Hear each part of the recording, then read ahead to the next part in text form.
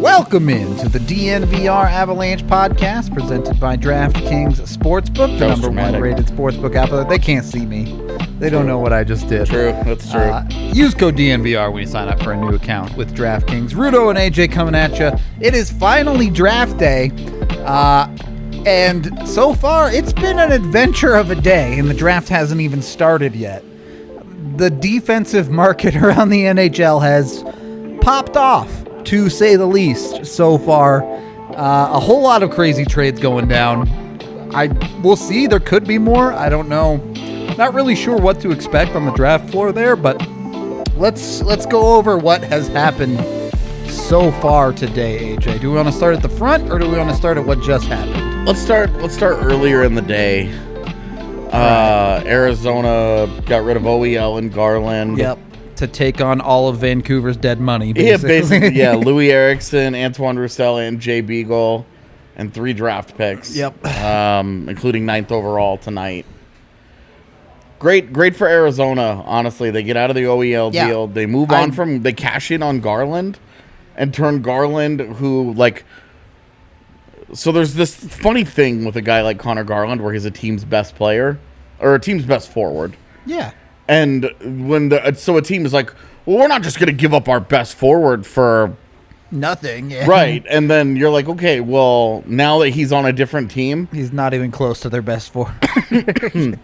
He's like their 5th best forward. Yeah. So. And would you have thought of Vancouver's forward core as really, really high end? No. Before this deal? No. So for him to roll in there and be like their 4th or 5th best forward sums up the value pretty well. Yeah, like it's a good. It's like it brings Connor Garland's real value into a nice reminder of where he was, and I think Arizona did a really good job of getting good value. I am perfectly happy with this trade. If I'm Arizona, if I'm Vancouver, you better hope OEL turns it around, man, because. I mean, this has been years of he was the most underrated defenseman because he plays for Arizona, and then it was like this contract is unmovable, right? And this is where I struggle with it from Vancouver's side, because it's like, great, you shed all your dead cap, you're still paying OEL $7 million for the next forever now. Yeah, like. Over half of the cap you shed just goes right back into OEL. It goes and Arizona retained 12% of it. It was 8.25. I think Vancouver's paying him like 7 or something. But neat. Yeah, right. I want to know how deep into the negotiations they got into the 12% retention. Specifically, 12% is what got it done. We'll retain 5. We want you to retain 30. 10. 12 sounds good. Yeah, the meeting Write it up. In the middle. And they do, and Garland does need to get paid as well. Yeah, and Garland still needs a deal. So Vancouver's still like, okay, well, what are we up to here? I guess they turn their dead cap into players actually on their roster, but yeah, and like not role players like Roussel and Beagle. Sure. Like, hey, these are your guys that you need to be dudes here. They still have Pettersson and Hughes still need contracts. Still need to get paid. Yeah. So there's still a lot of work to do, but that's where they've been so far. And then, the big one. Do we want to go big one, or do we want to do Risto real quick first? Yeah, I mean, I guess so. Ristolainen finally gets dealt. Yep. To Philadelphia for some draft picks and Robert Haig. It got done. We can stop talking about it now. A massive overpay from Chuck Fletcher. Yeah. Like, Ristolainen for Robert Haig. Haig like 1-for-1 isn't great. Would have been like, what are you up to? But it would have been, okay, fine. To throw in some high-end picks there, including a lotto pick. Not worth. They go from straight out stealing Ryan Ellis to overpaying like crazy. Arguably getting worse. Yeah, well, they give away Shane Gostisbehere and then pay a king's ransom for Ristolainen. So they've been all over the place. Little up, little down week. For sure. Yeah, so it's been a little wild for them. And then caught the ultimate break of breaks when they exposed legitimately good players that they wouldn't have been able to replace. And Seattle just decided to take a nobody. Yeah, and Seattle took... Still can't pronounce his last name. I still don't know who he is. Yeah. So that's fun. And then really the big one here, right before we were getting ready to go live, the details of the Seth Jones deal. The final details are coming out. Yeah. Which, first of all, Chicago expected to give, I suppose it's not official yet, but expected to give Jones an 8-year deal at $9.5 million per. Yeah, so Chicago gets Seth Jones, the 32nd pick tonight, and 2022 6th rounder. Columbus got Adam Boqvist, the 12th pick tonight. I'm sorry, a first-round pick next year that becomes a 2023 first-round pick. If it's a top 2 pick. Yep. So if they win, so if Chicago wins the Lotto, yeah.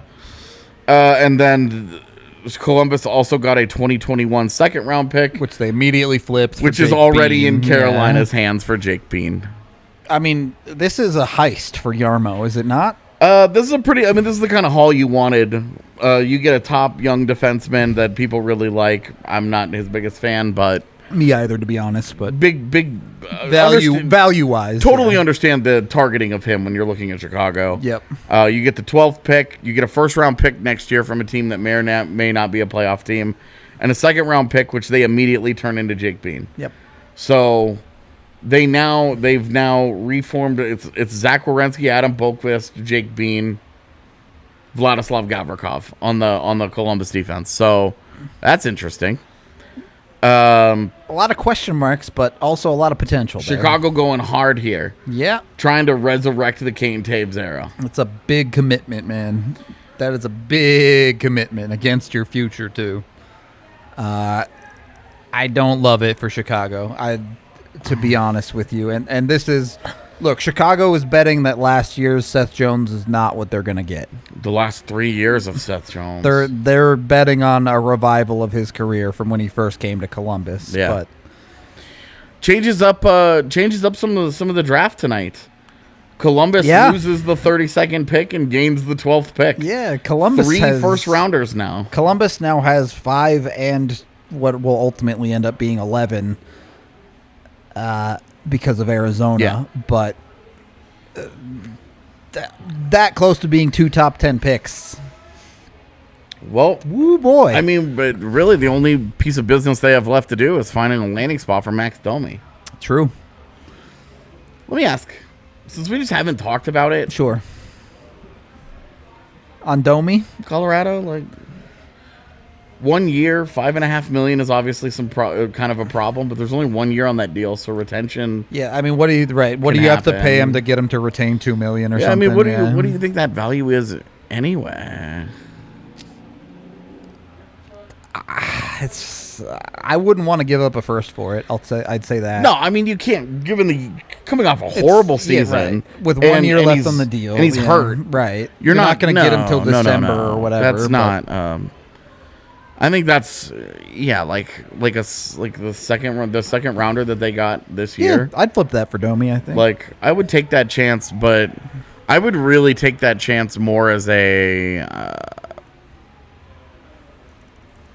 put him on the wing. Yeah, well, no, 100 as a Brandon Saad replacement. It's exactly what he is. Because you're not. I mean, then there's a whole other problem if they're like, well, we want him at center, and we have to go out and try and find you have to move Kadri, and that gets messy. You just throw him on the wing in Saad's spot if you're going to do that. I think that's a no-brainer. I was just curious. I was just curious. We still haven't talked about it.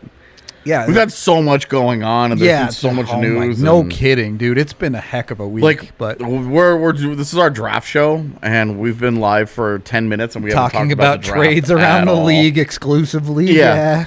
So if you're Columbus now, I kind of want to stay here on this topic, while also just touching on St. Louis did a great deal today. Pablo Buchnevich for Sammy Blaine, a second-round pick. Unbelievably good for St. Louis. Not awful for New York. Understanding why the Rangers were in such a hurry to get rid of him, but got whatever. Buchnevich for Blais, I do not understand what New York is doing here at all. I like Sammy Blais. He's a sneaky, decent goal-scoring fourth-line guy. He's a serviceable NHLer, but he's not Pavel Buchnevich. Yeah, of course. But Buchnevich is really good. And the second-round pick is not the difference between Right. how good Sammy It Blais does is not and make Pavel that up at all. Yeah. No. And Buchnevich has, I think, been one of the he's been an analytics darling over the last couple of years, so guys like me are really high on him. But I really like him. So I think that's a great move for St. Louis. Curious to see what they continue to do. The risk of them, like, there's a very real possibility that they trade Tarasenko tonight or at some point. Or the next couple days, whatever, yeah. Tarasenko's gone. Schwartz is gone. Hoffman's gone. Bozak leaves. Like, there's a real sudden world. They're pretty empty, yeah. Where, like, where did your top 9 go? So that's, they have some work to do there, and Buchnevich is a really good ad for them. I think that'll be a good fit. They got better with that trade, no doubt about it. Definitely like that one. And I think what you said there is the key here, where you said they got better. Yep. Because of all these deals that these teams have been making, didn't get better, man. You're looking at okay, well, who's coming out on the right side of these deals? It's like Columbus and Arizona, and they're rebuilding projects here. The teams who are going out and getting active roster players didn't get better. Right. It's really weird. Like, how much better is Vancouver now that they've spent all of the money that they got rid of on OEL and Garland? And Garland. Like, yeah. Garland definitely replaces what they lost when Tyler Toffoli left. Sure. I like the Garland addition, but the OEL is a huge gamble. Yep. Like, are you going to play OEL next to Tyler Myers and have $13 million getting lit on fire for 22 minutes a night? Jeez. Like, oh my gosh. Gee. I don't envy that position. Let me put it that way. How much money did I say? Because it's $13 million. You said 13. Okay. Yeah. I was thinking I said 22, and I was thinking about the yacht. We're already drifting into bad math on live territory. I was like, did I say 22? No, you said 13. I'm thinking about the yacht out back, and I'm like, oh my God. Anyway. Hey, look, every dollar counts. Yeah, right? my brain was on the yacht already. 13 million is more than halfway to 22. So yeah. We're basically there. Just give us one OEL deal, please. Look, I think this draft could be incredibly interesting top to bottom. The top 5 is probably the furthest from set in stone it's been since I started covering hockey. The first 2 picks we're going to be comfortable with, and then after that we're going to be just going to be the go off. Like if they take Dylan Guenther, we'll be like, huh. That's a choice. That was boring. Yeah. If you're Columbus, because I do want to kind of stay in this. If they do have 5 and 11. Yeah. Now you have the 5th and the 11th picks now. Now what? What's your approach? How does that change your approach? One of them's got to be one of the goalies, right? One of the. They have 22, right? As well, is their third one? I think so. So, if you don't end up with those 3 picks, if you don't end up with one of Wallstedt or Casa, what are you doing? So do you just take the one that you like the most at 5? Because the other thing that they really need, and especially because they've redone this with Boqvist and Bean, I think the pressure on them taking defense, because you remember I loaded up on our mock draft on defenders for them because I was like, well, they're going to trade Seth Jones. So here's, if you either take Wallstedt at 5, I think, or if you're not doing that, you get to 11, you assess the room, and you figure out if Casa's going to be there at 22 or not. Okay, well, he's not. So then take him at 11. Yeah, but that's the fear, though, is that neither guy gets to 11. Whereas, if you walk in 2 goalies in the top 10, man. Yo, I'm just saying, with how this class has been, I'm not putting it out of the realm of possibility. If you're drafting for Columbus right now, the 2 positions that I'm looking for, I want a center and I want a goaltender. Just me personally. And so I'm saying, look, between Mason McTavish, between Cole Sillinger, between... Look, now all their names are getting away from me. There's my point is that there's Brent a lot Johnson, of, Kent Johnson, Kent Johnson. Brent Johnson's the second round guy. All of the centers though are like, that's the range that they're going to go in. So maybe you just take the goalie first. You're like, hey, we're going to get one of these centers. This is my take on it. Is if Wallsted's your guy, just take him at 5. Just take him at 5. He's the higher ranked one. Do it. Be done with it. Okay. If you like Casa, wait till 11. If you get burned, if another team wants to take the second goalie in the draft in the top 10, you take your medicine and you live with it. I would not commit to Casa at 5. I'll put it that way. Oh, okay. Well, I'm just saying, like, pick the goalie that you like. Yeah, sure. Well, but that's what this is. Remember, this is the organization that drafted Igor Chinikov in the first round last year. No doubt, they will do whatever the hell they want to do. They're not worried about whatever we have to say. But we don't. The media. Wallstedt at 5, I think, is value. I struggle with Casa's value at 5. With, as you mentioned, the centers that are going to be there. Okay. So that's my take on it. I don't think you get value if you're committed to Casa. I think you wait till 11, and if someone wants him at 10, then someone wants him at 10. Okay, and then you just take another. You take another center, right? You take the center or the D or whatever it is you like there at 11. Yeah, I'm not sure. Well, there could be a D there. Like even we just don't know how the top 10's going to fall. Like and any of those top 4 were to get to 11, then I think easy slam dunk it, yeah. Right? Yeah, for sure. Yeah. I'd be comfortable with that. The other thing about the Jones deal that a lot of people are getting into is trying to use this as some sort of a strong comparable for Kale Makar, saying, "Oh, well, now Kale Makar is going to get 11." Look, Seth Jones. Man. First of all, Seth Jones is 1 year from UFA. Yep. Kale Makar is 5 years from free agency. Even if you give him an 8-year deal, you're only buying 3 years of free agency on Makar. Which is the really big thing here that confuses me about Makar's camp being more patient. I guess I would say more bridge focused. Is that they're so you're keeping him from getting closer to UFA? Well, if you're Kale Makar's side, okay, he just came second in Norris Trophy voting. Yep, he's the darling of the league. He's obviously excellent. Okay, duh. But this is, we don't know how long the flat cap's going to go. It could go, if it goes 5 years, then there's probably not a lot of more money in it for Makar per year. Right. But if it goes 3 years, and then the cap takes a big jump to it, yeah. then the bridge walks Makar straight to a cap jump. Mm-hmm. And then a nice big raise. Yeah. Because then he's 2 years from UFA. For sure. And then, so that's where. But if you're the Avs and you're saying, okay, well, if you're gonna give us a bridge deal, if you insist on a bridge deal, there can't be any of this $8 million nonsense. Yeah, no, you have to be on the cheap. It needs to be. We're talking like $6 million here. I think 6.5 was the number I had in my head. Like on a 2-year. I was thinking 7 because I'm not sure it can get, and not necessarily that it's comparable, but that's what Makachuk. He had a 3-year at $7 million, and like Kale Makar has accomplished more individually than Makachuk has, so true. It would be tough for them. But point being, they can't just turn around and be like, well, we want a bridge deal, but we still want $10 million. Yeah, that you can't. It don't add up like that. Yeah. If you want the $10 million, then you have to give up something on the term, and that's just how it has to go. Like that's just how it has to go. You can't. You don't get to demand a bridge deal and then be like, oh well, Miro Heiskanen signed for 8.4 over 8 years. Yeah, I think so. Oh, okay. Well, we'll take 8 years. Yep. Or I'm sorry, we'll take $8 million for 3 years. What? There's 5 years difference there, you bud. have to find you. There has to be. Like you don't get to do both. Is what I'm saying. If the Avs were to agree to a bridge deal, a 3-year deal, and they still gave him $8 million, they just got worked.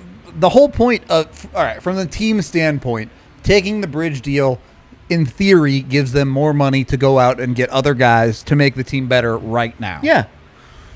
If you go for the long term, then you pay him because you lock him up forever. That's the whole concept. An 8-year deal takes him all the way through his 20s. Yep. Takes him to 30, actually. Yeah, it takes him all the way through his 20s. And like, look, like it.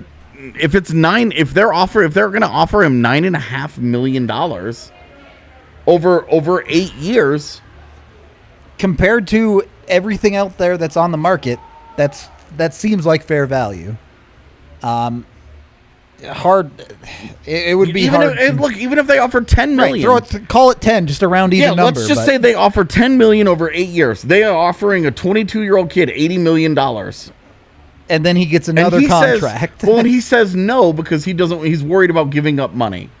Okay, say he does sign a 3-year deal, and the money is irrelevant. Yep. He gets to that next deal. He's 25. He's an RFA. He's 2 years from free agency. Let's say he's won a Norris. Yeah. Hell, let's get crazy. He's won a Stanley Cup. Okay? How much more money will he get? Because we don't know the cap situation. Right, exactly. Let's just, again, we'll just say, hey, best case scenario, if you're Makar's side, the cap jumps $5 million. And you're making 11, 12 cap goes a year up $5 million. instead? All right, then the Avs are like, okay, well, how about an 8-year deal now? Yeah. And he says, okay, well, 8 years, great. That sounds awesome. I'm gonna go. Let's do $13 million. Right. To us laymen's. Okay, I can understand that because at that point, that's a huge difference in money. Yeah. Is it though? But that's a pretty big. Look, we don't do math live on air. I know. But what's the difference between an 8x10 and an 8x13? $3 million a year is pretty straightforward math there. Even I can do that. But and again, this comes down to look, all for players getting what they're worth. Yeah. But is $80 million and $100 million really that different to your life? Well, if you're a player and you're saying I'm trying to absolutely maximize my career, yep, that's a $20 million difference. Now, if it was a $4 million difference, not very much, not a whole lot of difference there. Yeah, that's true. That's the other side of it, right? If Makar takes a 3-year bridge, the cap's still flat at the end of 3 years, and the Avs are like, look, we can pay you 10.5 now, right? But there's still a upper limit on that number. Are you really making that much more as a player? The answer is no. And this is where the position from the Makar camp confuses me. Yeah, because if you can get, and if you think Colorado's not willing to go there, they have $30 million in cap space. They're absolutely willing to go wherever it takes them, whatever gets an 8-year deal inked. Makar will be playing game 1 of the season for the Colorado Avalanche. How long it takes to sign that deal, I don't know, but I fully expect it to get done. It's in their best interest to have it done tonight. You're not so that wrong. they can Work start doing hard Yep. numbers with the rest of their guys. But obviously they have a longer timeline than they do the other two cats who hit the open market next week. I'm going to let AJ talk about that because, chat, I have made a mistake. I did not go to the bathroom before we went live, so when you already drank yeah. This won't be the last time either during the show, probably. Yeah, of course. So. Do your thing. Chad already knows my bladder by now. Yeah, that's a weird thing to know about a podcast host, but that's fine too. Anyway, the point is that the Avs are willing to go deep onto a deal here. It's Makar's side that's worried about giving up money. The Avalanche are comfortable giving him, what would basically be the biggest contract that a defenseman has gotten ever, coming off of an ELC. The Avs would love 8 years. I'm confident in that the Avs would love an 8-year deal. At whatever that, if he asks for $12 million, then obviously there's no justification for him getting $12 million. So, within the realm of reason here, you have to work off of numbers and some comps here that really go with it. And I think the 9.25 that Rantanen got as a point per game guy, Makar's been a point per game guy and almost won a Norris in his second year. He can ask for more than 9.25. You can ask for 9.5, 9.75, up to 10. And I think the Avalanche should be perfectly comfortable giving him 10, but it has to buy them a long-term contract. You just can't, for as discussed earlier, you can't give him the extremely high number of salary and also the bridge deal. You just can't do both. It's It's ridiculous. And 8x10 is where this should finish, in my opinion. That's where this should have finished pretty much this entire time. So I'm just not perturbed at all. If 10 or 11 deals were still legal, would they do it? Yeah, absolutely. I did want to would try and get this dude on a 15-year deal. Like, dude, they'd sign him for 30 with the $700K for the last 8 years. Right, like they would try and get whatever they could to get this guy locked up so that they only have to do this once. Yep, exactly. The love for not only the player but the person is there. Yep. The organization is. He is. You think Avs fans love Kale Makar?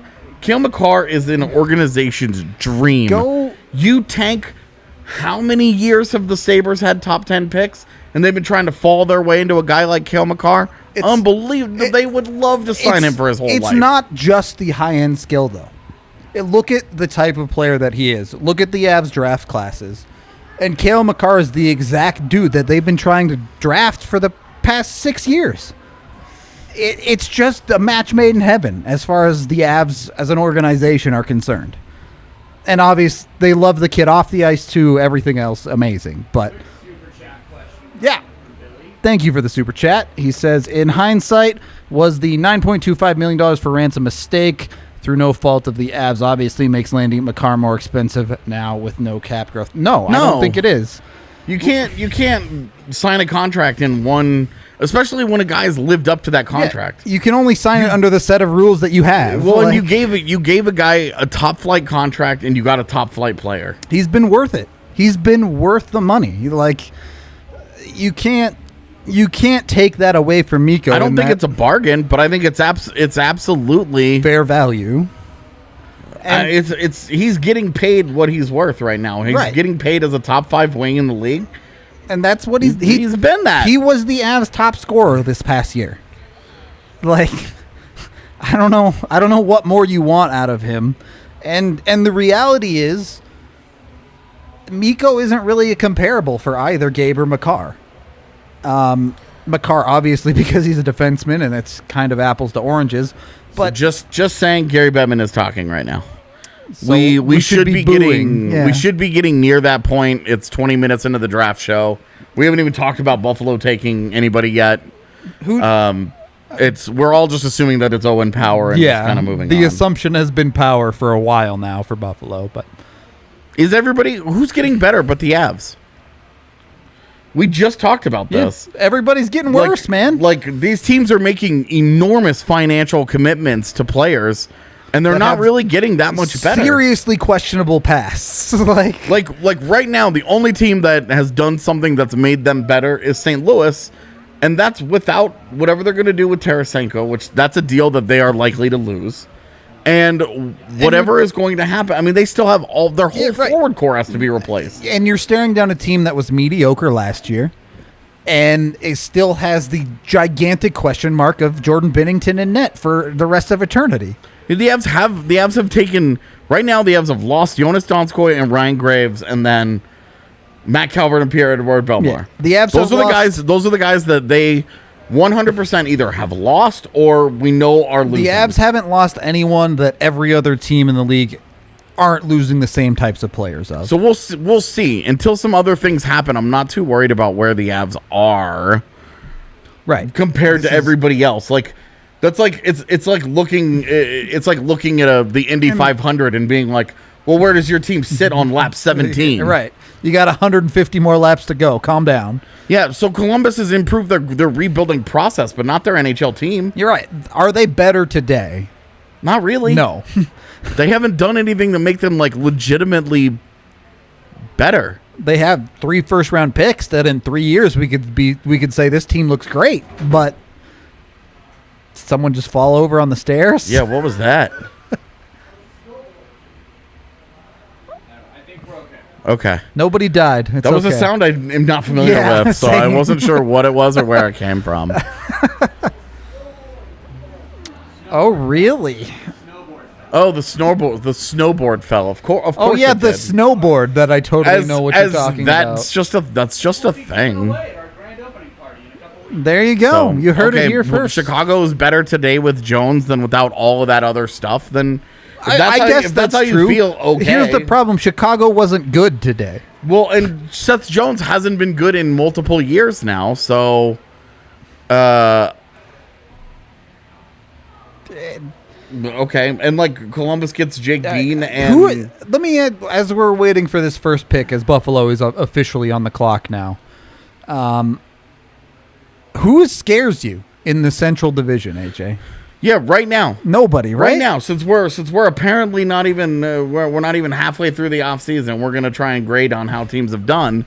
Who's winning the Central Division right now? Who's winning the Central Division? It's the Avs by a landslide if you had to pick right now. I mean, right now, Colorado has half a forward core. And yet...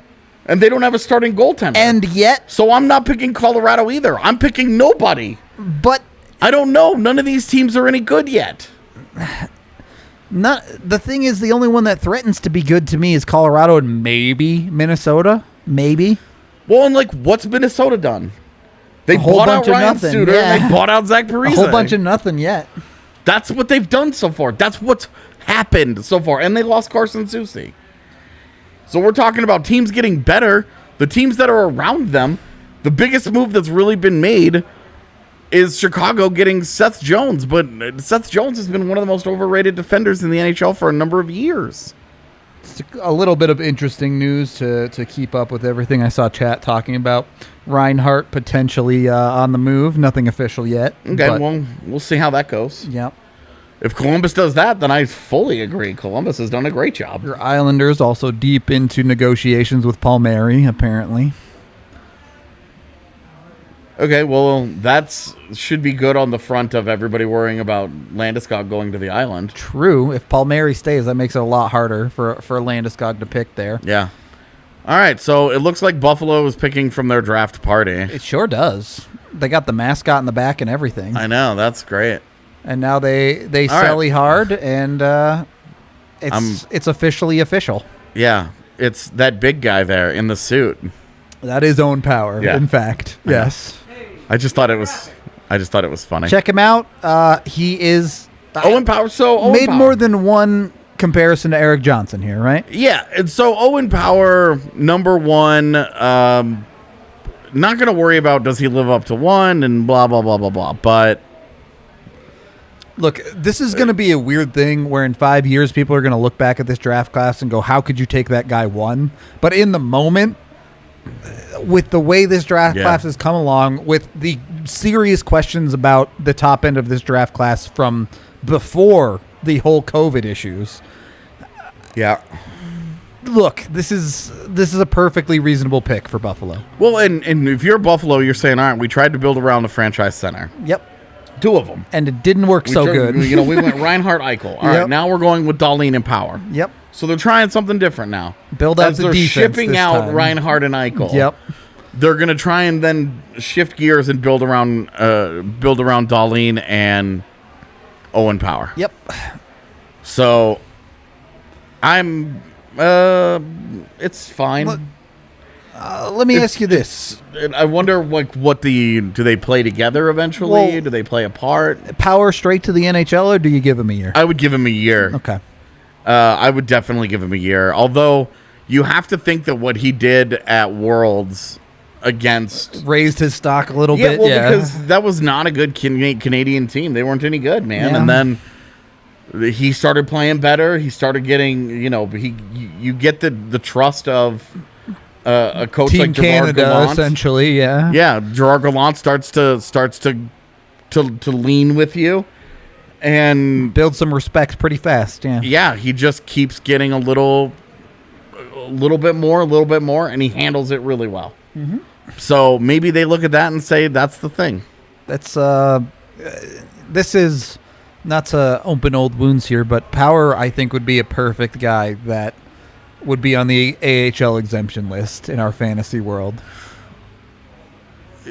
Well, I mean, he's an NCAA kid. He could be. That's what I'm saying. Play him in the AHL if you get the opportunity. Yeah, they could. They're allowed to. Do it. Pull a Trevor Zegras. Yeah, I mean, that'd be maybe. I would. My only problem there is, and it's kind of the same problem that we've had with the Avs over the years, is like, what happens when those guys go there? How many guys are you getting out of it? Do you trust Buffalo's AHL system? Right. Sure, is the development going as well, or would just another year at Michigan before he just is just as good or better? Sure. Yeah. I think I learned a lot from watching Kale Makar get his second year. There's some value there. They're in the Space Needle in Seattle. Oh, baby. That's super cool. That is pretty dope place to have your draft. I saw Florida's they were all getting on a big boat, and I was like, dude, do they have a draft yacht? I hope so. #draft yacht, baby. There you have Seattle's projected forward lines. That's not a good hockey team. Let me reiterate. My goodness. Our statements from Wednesday. Their centers are Gord, Youngkirk, Geeky, and Quenneville. Yeah, it's not good. You're hoping Geeky is all world, man. Soucy, Alexiak, Dunn, and Lauzon rounded out their bottom 4D, man. I like that defense. It's better than their offense. Yeah, it's fine. That's a super middle-of-the-road defense where you're all right, there's not a star there. It won't hurt you. Your third pairing is better than the average third pairing for a lot of teams. Yep.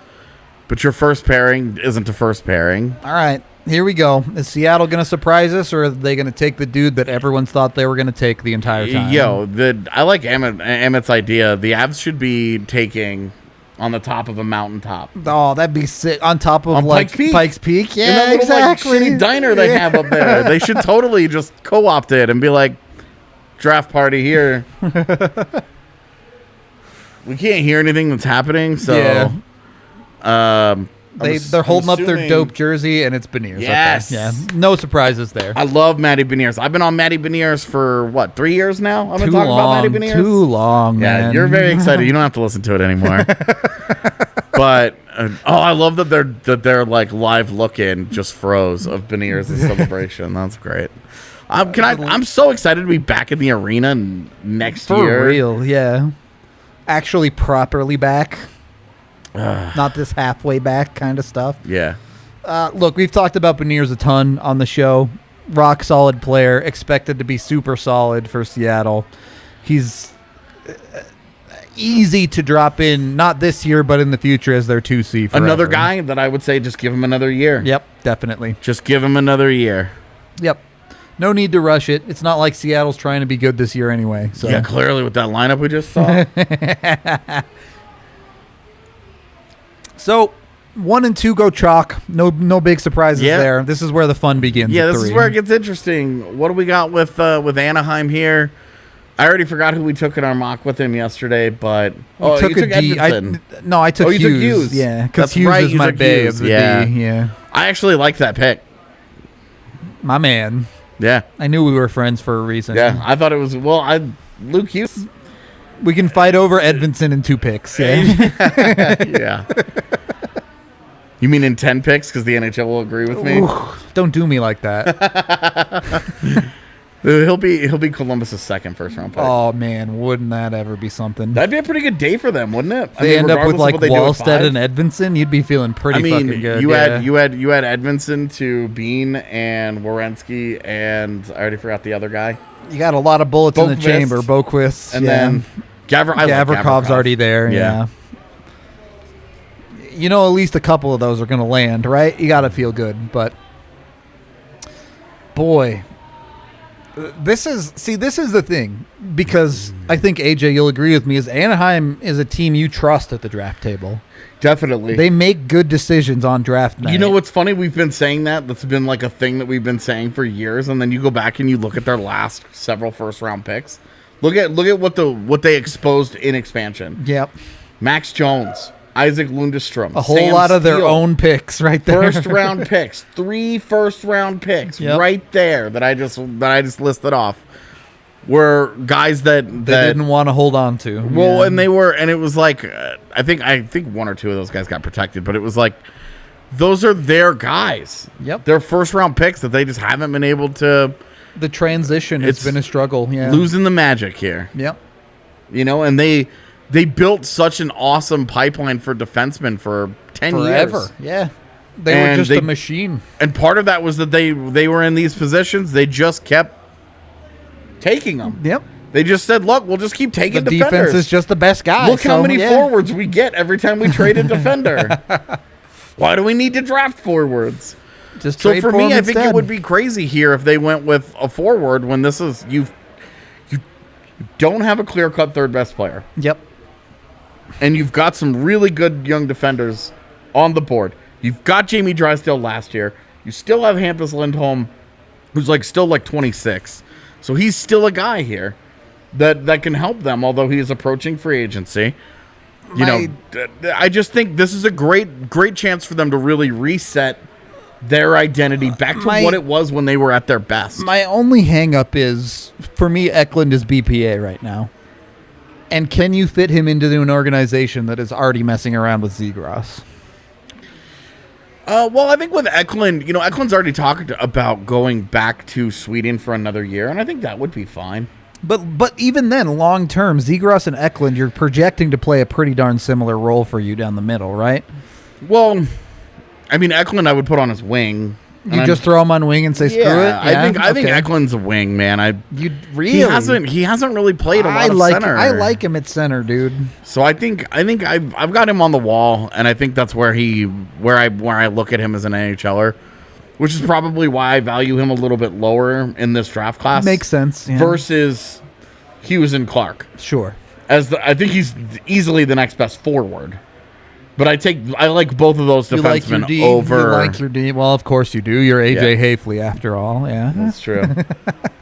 We're just gonna ignore the phrasing on that to make it because you make it sound like I'm a rampant son sucker of a the bitch. dick, and I just it's not entirely accurate, but I do come draft day.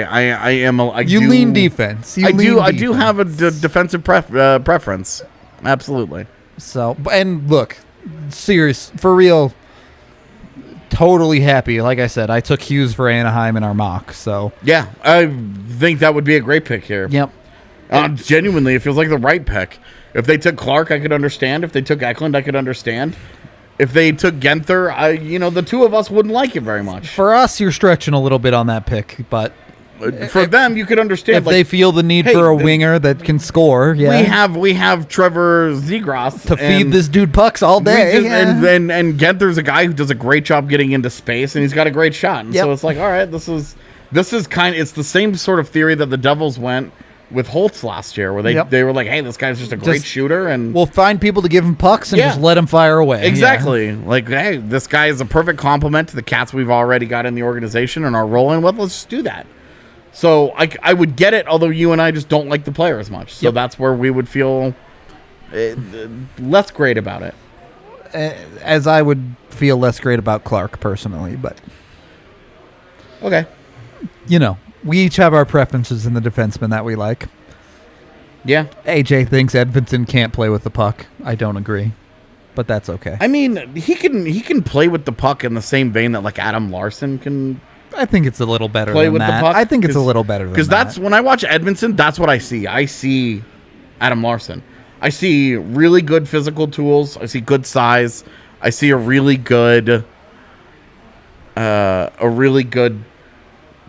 defensive defenseman who's an adequate puck mover but will not produce offensively. I have a little bit more faith in his offensive ability. The one hang up, and don't get me wrong, I understand why you would hold a big issue with this hang up is how is his pace offensively? He is really, really methodical on the offensive side. That he still has such a long way to go means that it's easy to dream on him. For sure. But for me, that also just means... He also has to get there, yeah. He has a longer way to go. As we have Anaheim's pick coming in as we speak. Chat was telling us it was Mason McTavish. Okay. That would be a very Bob Murray pick. It would. Where you get the really hard-nosed, good-sized, two-way center. And I don't love the offensive upside, but I love the rest of the game. I think that there's a lot to love about what McTavish does and what he brings to the table. I just don't love the offense. You don't. It's the same problem I have with Matty Beniers. Look, this is, Beniers is a lot more solid to me, though. McTavish is the exact type of player, and it's nothing against him. He's very solid. I'm sure he'll be a great NHLer. He's not the type of player I target in the top 5 of an NHL draft. If I'm in the top 5, I'm swinging for the fences. Is this...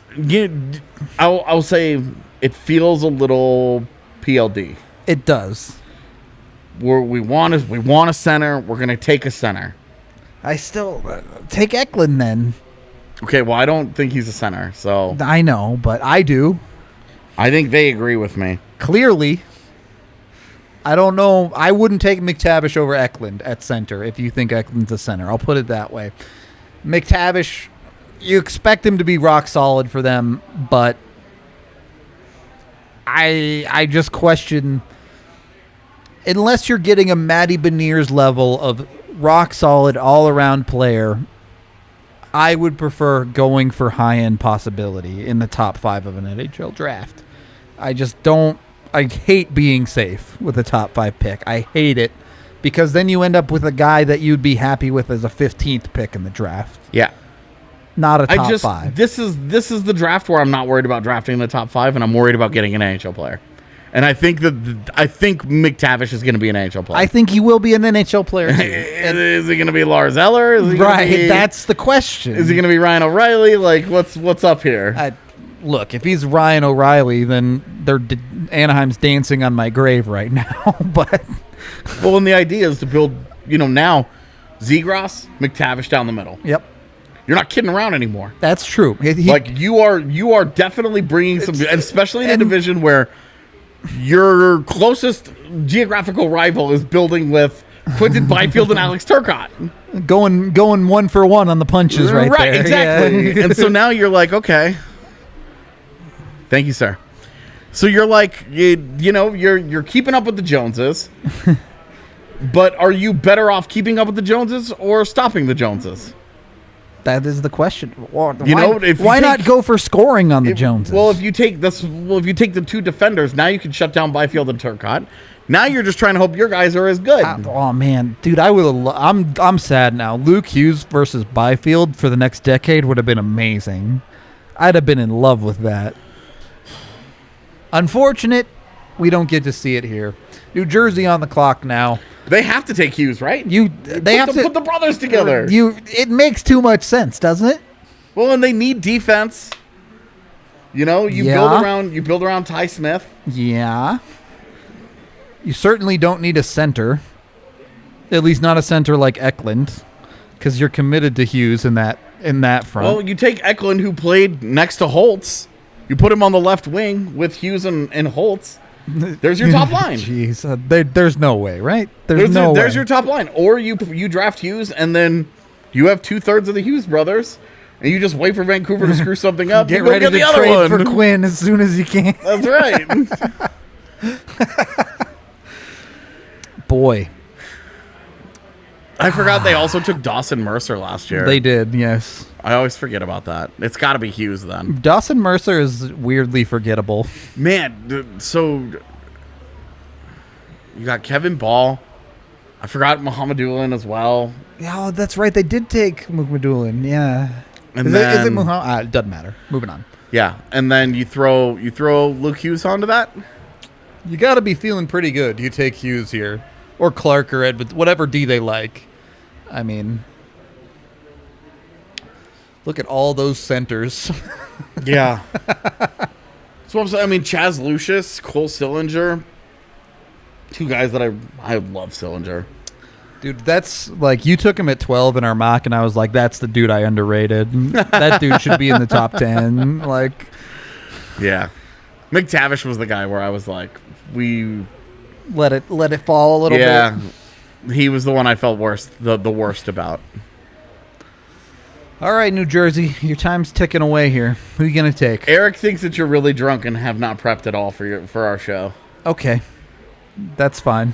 This is my favorite part is like just this general belief that I'm like an alcoholic. Yeah, and then like you don't take any of this seriously, and it's like, this dude stays up till 4:00 in the morning, like cutting highlights, watching draft highlights, trying to figure this stuff out. It's just that's the stuff that kills me. It's because it's. Are we gonna get a Rubro sighting tonight, though? Oh, we're absolutely gonna get a Rubro sighting at some point. If you're hanging out after the show, the people at the bar might get to see Rubro. Oh yeah, But it's happening. here we go. Make it official. Unite the brothers, New Jersey.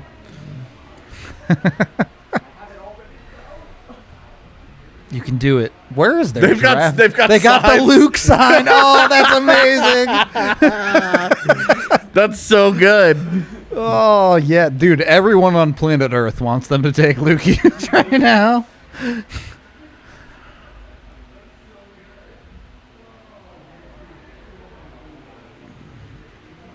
And now we have awkward silence. Yeah, As we just wait. just waiting for them to actually announce their pick officially. Come on, give us Hughes.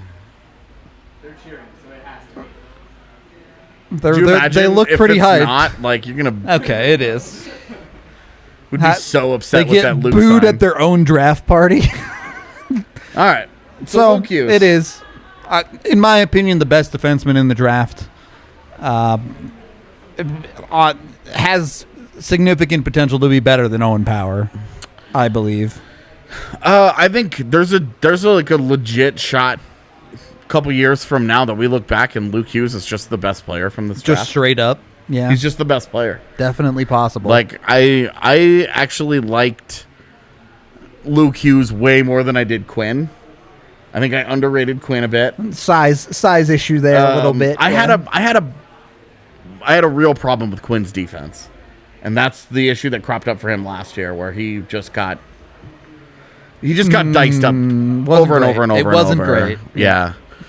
But I really like Dude, is that Jack? Did Jack grow his hair out? the dimension that Luke has. I mean, 6'2". Dude has size. You're Like, not talking about 5'10". Hughes brother here. And he doesn't like play with a ton of aggression here. He's not a super physical player, but he's the same kind of skater as his brothers. right in a 6'2" frame. In a Like, 6'2" frame. He's not like a dominant player though, and I think that's where you see the difference between him and his brothers. he does not straight up take over games. The like other that, two yeah. were absolute world beaters. They were insanely good at the lower levels. And Luke also had injury issues, so there were, and then anybody this year that played in North America had COVID problems. trying to just find places to play. Exactly, man. trying to find ice, and then when you have injury problems on top, it's it was just a tough year for a lot of guys. Yep. And so you're trying to figure it out with a guy like Luke Hughes, where you're definitely drafting tools more than a finished player. It's super here. easy to dream on it with his Oh, yeah. frame, with the ability that he is capable of. But can you get the best out of him every single night? Yeah, and I think this is probably 2 to 4 years here. Definitely. I think that there needs to be a lot of leeway given Development here. going on. Yep. I think it's going to take a little bit of time. I think the experience that they had with Ty Smith, where even when Ty Smith was ripping up the WHL, they just left him there. Yep. They Don't just be said, over-aggressive. "Hey, we want to see. There's some things that we're looking for." And when he got to the league, he was ready. Yep. And I think they should definitely consider doing something similar here with Luke. Let him go to college. Let him get in a couple years Find into a his college game. career. and Find who he is. Yeah. 6'2", but he's wiry. Let him fill out. Let him get a little bit bigger Right. here. Especially for those type of dudes. The dudes who will eventually put on the weight. What a world of difference it is for them when they enter the Definitely. league with that size. Absolutely, man. It's Oh, I need an energy drink. from a mindset point of view, even it's just the way that they can play with the weight added on is just so different from how you have to play if you're 6'2", 180 entering the league. But all right, Columbus's first pick of the draft. Yeah, this is where we should. So far, McTavish was a minor divergence here. But nothing too crazy. Yeah, it wasn't like a dude unbelievable. expected to go in the top 10 at the very Yeah, least. and a lot of places had him as a top 5 guy. Yeah. And so it's like, okay, so really we haven't felt too. 3 of these 4 picks have been very, very predictable. Yep. And then the other one just wasn't wild enough for us to get too hyped about it. Stretch a little bit at most, but nothing off the board. I do think that hurts Columbus because McTavish was the guy that at 5 you liked for them. was like, that's a good fit for, especially with them building up picks and them getting NHL defenders. Look, if I'm Columbus, I fire on Eklund here. I agree. No, that's a great fit. As you and I talked about before we went live, or maybe we even talked about it live, I forget already, but if you can get Eklund here and then Casa at 11, are you not? Or Wallstedt, or if Wallsted's there, like you're high-fiving if you're Yarmo's lackeys at this point. I will say, for me and this pick, no interest in Brant Clarke. Nope. Because the offensive defenseman, look, you just went and got Adam Boqvist and Jake Bean to go with Zach Werenski. You need some defenders who can defend. So Edvinsson is what you're saying. Going too big on Edvinsson, I could see them getting, maybe getting a little reachy there. Wouldn't like it though. But no, they should definitely just go with either the goalie they like the best or the center they like the best. Yep. I mean, I guess Eklund. So for me, it's Eklund. It better not be Guenther, is what I'm saying. Fair enough. That would be. Hey, I think you might have botched that. You made a mistake here. Yeah. I can't hear anything this guy is saying. Yeah. But Columbus looks happy-ish.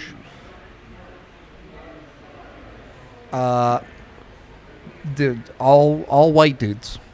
All white dudes. I guess I got to get used to that in the hockey sphere. It's always all white dudes.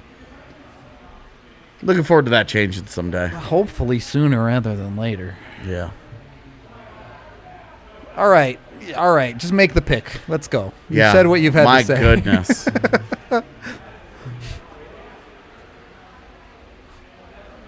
Bro, They're bringing in like a Zoom call? Come on, Columbus. Come on, what are you doing? Like throw into the guy and somewhere? Oh my gosh, come on. Columbus struggling out here, man. No. You got 3 more picks to make tonight. Yeah. Rick Nash got a busy night ahead of him. Yes, we are 2 white dudes. Yeah, no, we are 100% the prototypical hockey podcast. Like, yes, we understand that. We are understanding of our position here. My God, come on, Kirk Herbstreit. What's up? Today. Someone is celebrating. I can see his butt. Yeah. And that's it. Grade A it's hockey Ken Johnson. Button. Okay. I'm okay with that. I'm okay with that. You liberals focus on color. Okay. All right. So here's the one thing I want to say about Kent hilarious. Johnson. I want to get that comment framed and put on my fucking fridge. That's so funny. The one thing I'll say about Kent Johnson is highlight responsibly. He's my highlight responsibly player for this draft because you will fall in love with this dude's highlights. If all you do is watch highlights. Yeah. You will lose your mind over You're this going to think that Kent Johnson is the greatest hockey player in the world. And I will tell you, I kind of love this from Columbus because they've been such a meat and potatoes organization. Take a little finesse here. What happened the one time they got out of the first round? They had all kinds of skill and flash, and it was incredible. Yeah. Like that, you go back and you actually look at that team and how much talent it was. They added quite a bit of talent to it, man. Pretty good team. These guys. Oh, these guys. Dude, how did you even find our broadcast? It shocks me. Dude, it's incredible. It's like we're like, hey, we think it would be great if there was more diversity in hockey. And it's like, you fucking leftists, you pieces of shit. All you guys do is obsess about color. And it's like, okay, well, this got weird in a hurry. Anyway, Kent Johnson is incredibly fun to watch. He is. Incredibly fun to watch. So I love watching him play. I love that Columbus just said, screw it, we're going for the talented guy. Yeah. We're going to go for the really high end guy here. Yep. I compared him a little bit to Trevor Zegras recently. Yep. Because it's super flashy, Lot great of flair. highlights. A lot of flair. And is this going to work in an environment where there's less space? Is this going to work when a big guy is hanging all over him? When you don't, can he have still, half a second less to make that decision, and can he still do what he does with the puck when he's under got pressure? Yeah, big guys that can just keep up with him. Yep. It's because he's not been able, free reign to run around the USHL and do whatever the hell you right, want. because he's been able to outskill every level he's ever been at. He's been able to just dance. Yep. And it's very similar to what we saw with Trevor Zegras. Yep. And so with Kent Johnson, and I love Columbus. Like that's not an organization that you ever think of. It's not their MO at all. Exactly. It isn't, yeah. You think meat and potatoes. You think Mason McTavish. You think good, two-way, hard-working, grind it out, figure it out, high skill, but we're going to do this. We're going to, Yep. You think that's the stuff that you associate with Kent Johnson, though? It's like... This dude's all flash, all flair, all the time. He is a lightning bolt. Yep. So, I love that part of this. Agreed. I think that's a lot of fun. Big fan of the pick. A little bit high. Would have preferred Eklund here personally, but have no problems with them going Johnson. Well, and honestly. the thing that you like about Eklund is you think most dynamic forward in the draft. Exactly. But when you look at actual like puck skill, Kent Johnson with the puck on his stick. Awesome. With the puck on his stick. Absolutely. Yeah. Absolutely. Yep. It's so now that we've warned you, go spend a minute watching Kent Johnson highlights and come back and just be like, sweet Jesus. Make sure that I can't actually see what you're saying to me. It wouldn't hurt a little bit, so maybe we're not trying to read lips. Yeah. But yeah. We got volume just in time for Flex Seal, baby. I do think we're right. We're at Detroit's pick. Yep. With a high-end suite on the board. It seems pretty match made in Eklund, right? heaven. It has to be, right? This is Eklund, right? All right. To go with Lucas Raymond last year, like this is Eklund? Could they do the unthinkable and go Edvinsson instead? It would be pretty funny. So I don't know if you ever watched a Steve Yzerman presser this year. Not really, no. At the end of the year, he did a presser with Detroit media. And like one of the guys was asking him a draft question, and Yzerman got cheeky with him and was like, "Well, who do you think's at the top of the board? Who do you think's at the top of the board? Who would you take?" And the reporter goes, "Well, I would have this guy, and then I would have Edvinsson." Yeah. And he goes, "Oh, really? Interesting." And so if this ends up being Edvinsson at the end of the day, that dude gets to flex. he gets to get up in the middle of the next presser and just straight up gun shell. They should have whatever he's got going on. They should cut to Detroit's draft party, and it should be that dude at the stand. That's right. Just replay that clip. Yeah, exactly. From the presser. Just be like, Edvinsson. I've got Edvinsson. So, I Eklund, right? It has to be. It has to be, right? How can you not? For me, I'm like, it's one of the three suites. Yep. It's Eklund, it's Edvinsson, it's Wallstedt. They can't go Wallstedt. They can't go Wallstedt. I mean, I picked Wallstedt in my mock. I know you did, but why not? Why can't it be? Like, I'm trying to learn the ESPN personalities on the fly watching this draft coverage, and I'm struggling. I don't recognize a lot of these people. It's a rough life for me. I actually don't either. Oh, we're interviewing power now. It's good to know that we're interviewing players 5 picks behind. Oof. This is what made last year so slow. Yeah. This water is going to very quietly turn into vodka if this keeps up. Dude, I got a shooter, thanks to Spence, sitting in the fridge. Oh, mine's at home. Oh.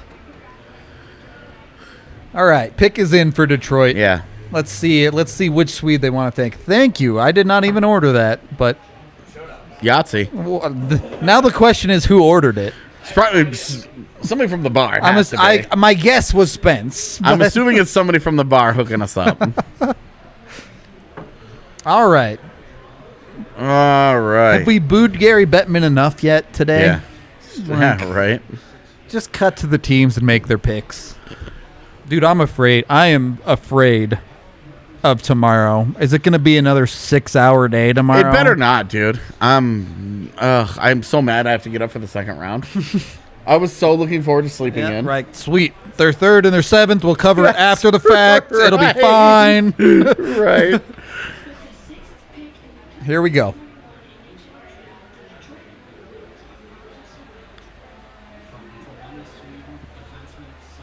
It is Edvinsson! No way! That dude gets to dunk forever. It's a forever dunk for that reporter. Let's go!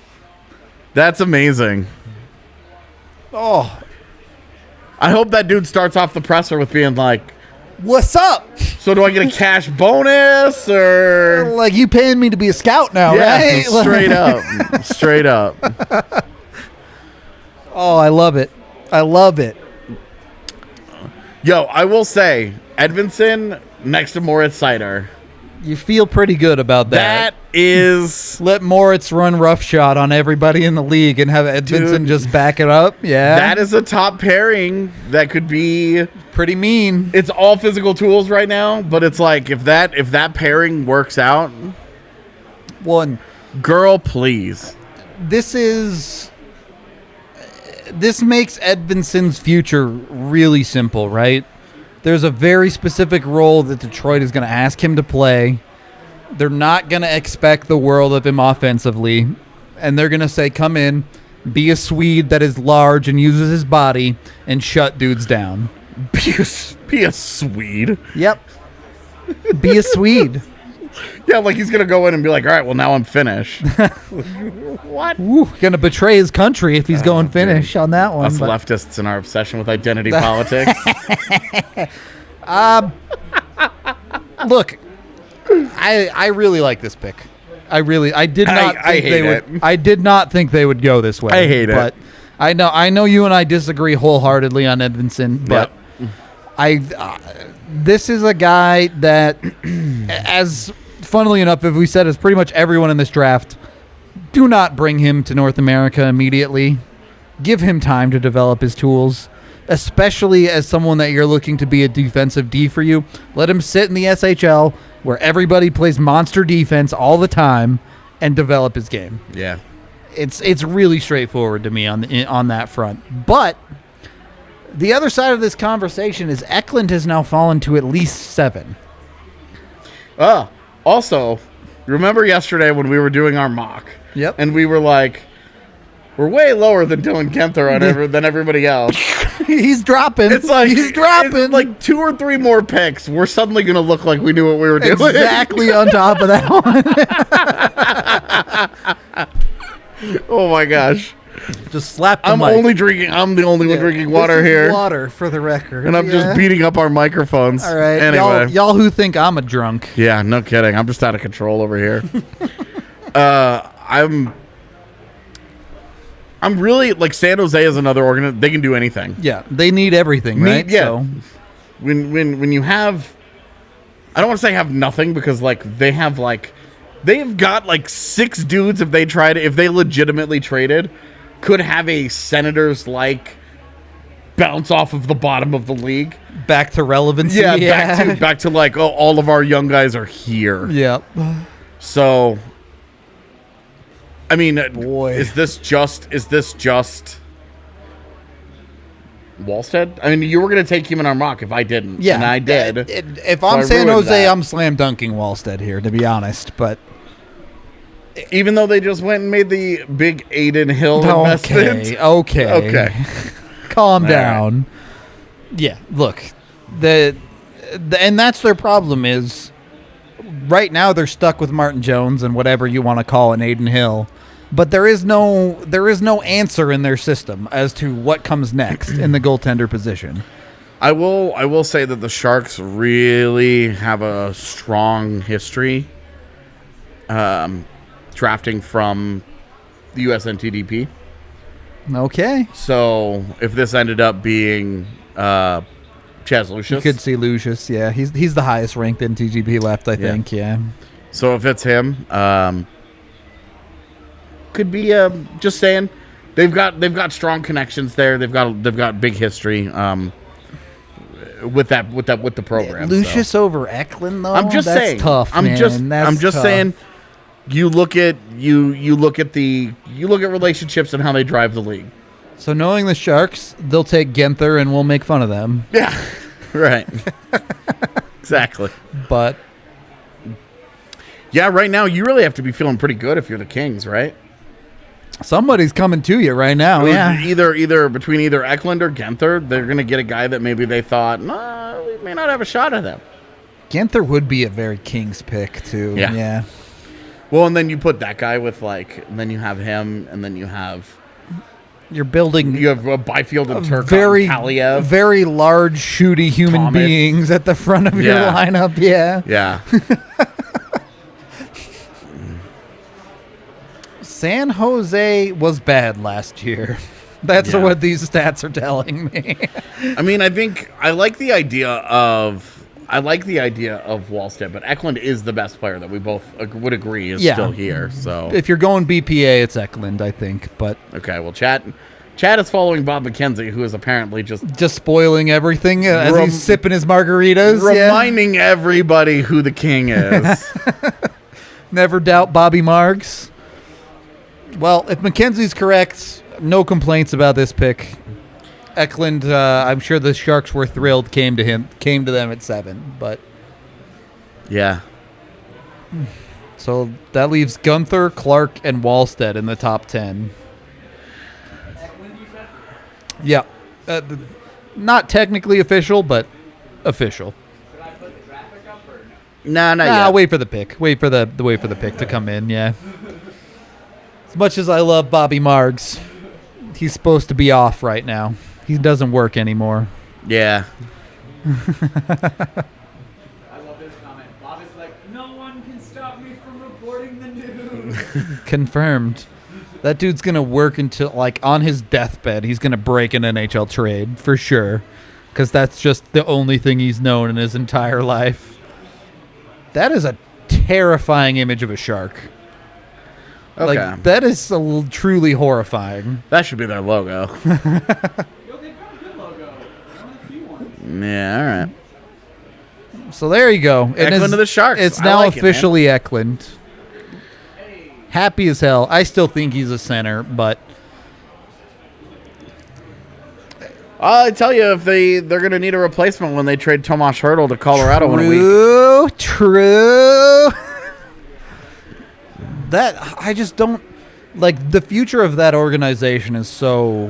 What do you do? They have so much What money do you tied do? up in old dudes. In 3 defensemen is 25% of their cap hit, and they're all over 30. It's so rough. But then you have all the Couture and Kane and At least Meyer those dudes and are still Hertl good and- players, though. right, but these guys are all in the prime of their careers, And what do you do with them? and they're just wasting it away in San Jose. It's exactly what it is, Yeah. dude. I don't know. It's a really weird situation with them. Hi, Kale. I hope you're doing good, Kale. Yeah, we were worried about you on your deathbed earlier. We wanted you to be okay. It was a rough 2 days, but I'm here and I'm thriving. Good. My man. Hopefully doing better than the San Jose Sharks are as an organization. Yeah, I was very clearly kidding about Tomas Hertl coming to Colorado. Dude, the hype if he did, though. Yeah, as Josh said, that'd be sick. It'd be fun. All right. So LA's next. Yo, don't Burger King coupons? What do you need coupons for? Don't they have a dollar menu like everybody else now?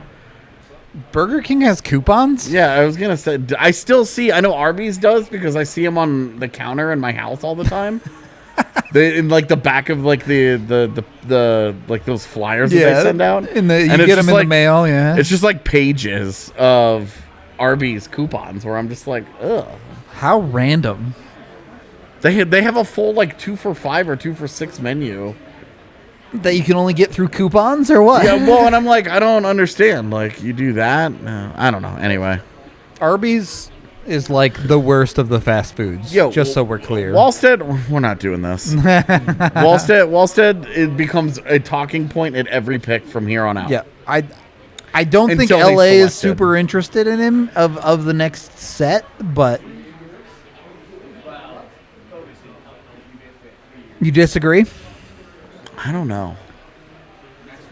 I mean, at this point, you're like, look, this is like a top flight goaltender prospect who, remember, did a thing that just hasn't been done in recent history, All right. which is be a teenager But- with a starting job in the SHL and do well with it. Here's my question: as the pick is officially in for LA, is Brandt Clarke not a huge temptation for them right here?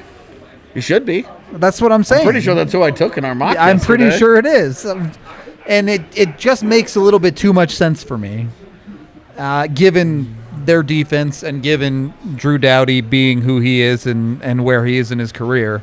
Yeah. I would struggle. Guenther would be fine for them too, but let's see.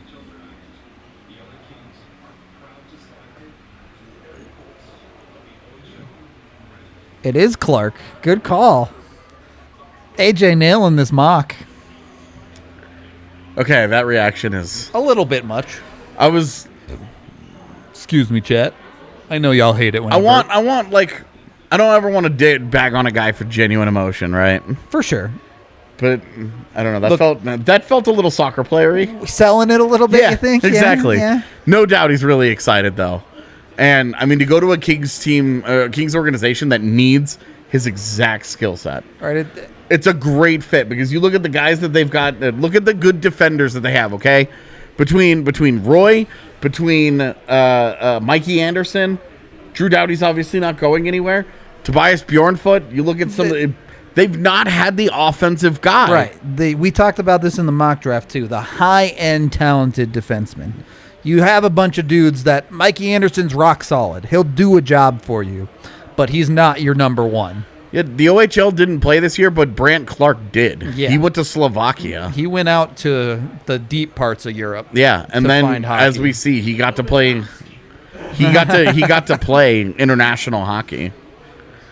So Brandt Clarke got to play this year. He's not one of these OHL kids that just sat around doing nothing. like. yeah. There was the OHL kid that's from Switzerland, Denmark. Yeah, Othman, yeah. Yeah, and we didn't put him in our mock yesterday at all. We were just like, he doesn't exist. Yeah, because look, chat, I did as much work as I could. Finding the Swiss Hockey League is impossible. I'm sorry, but finding that league is too hard.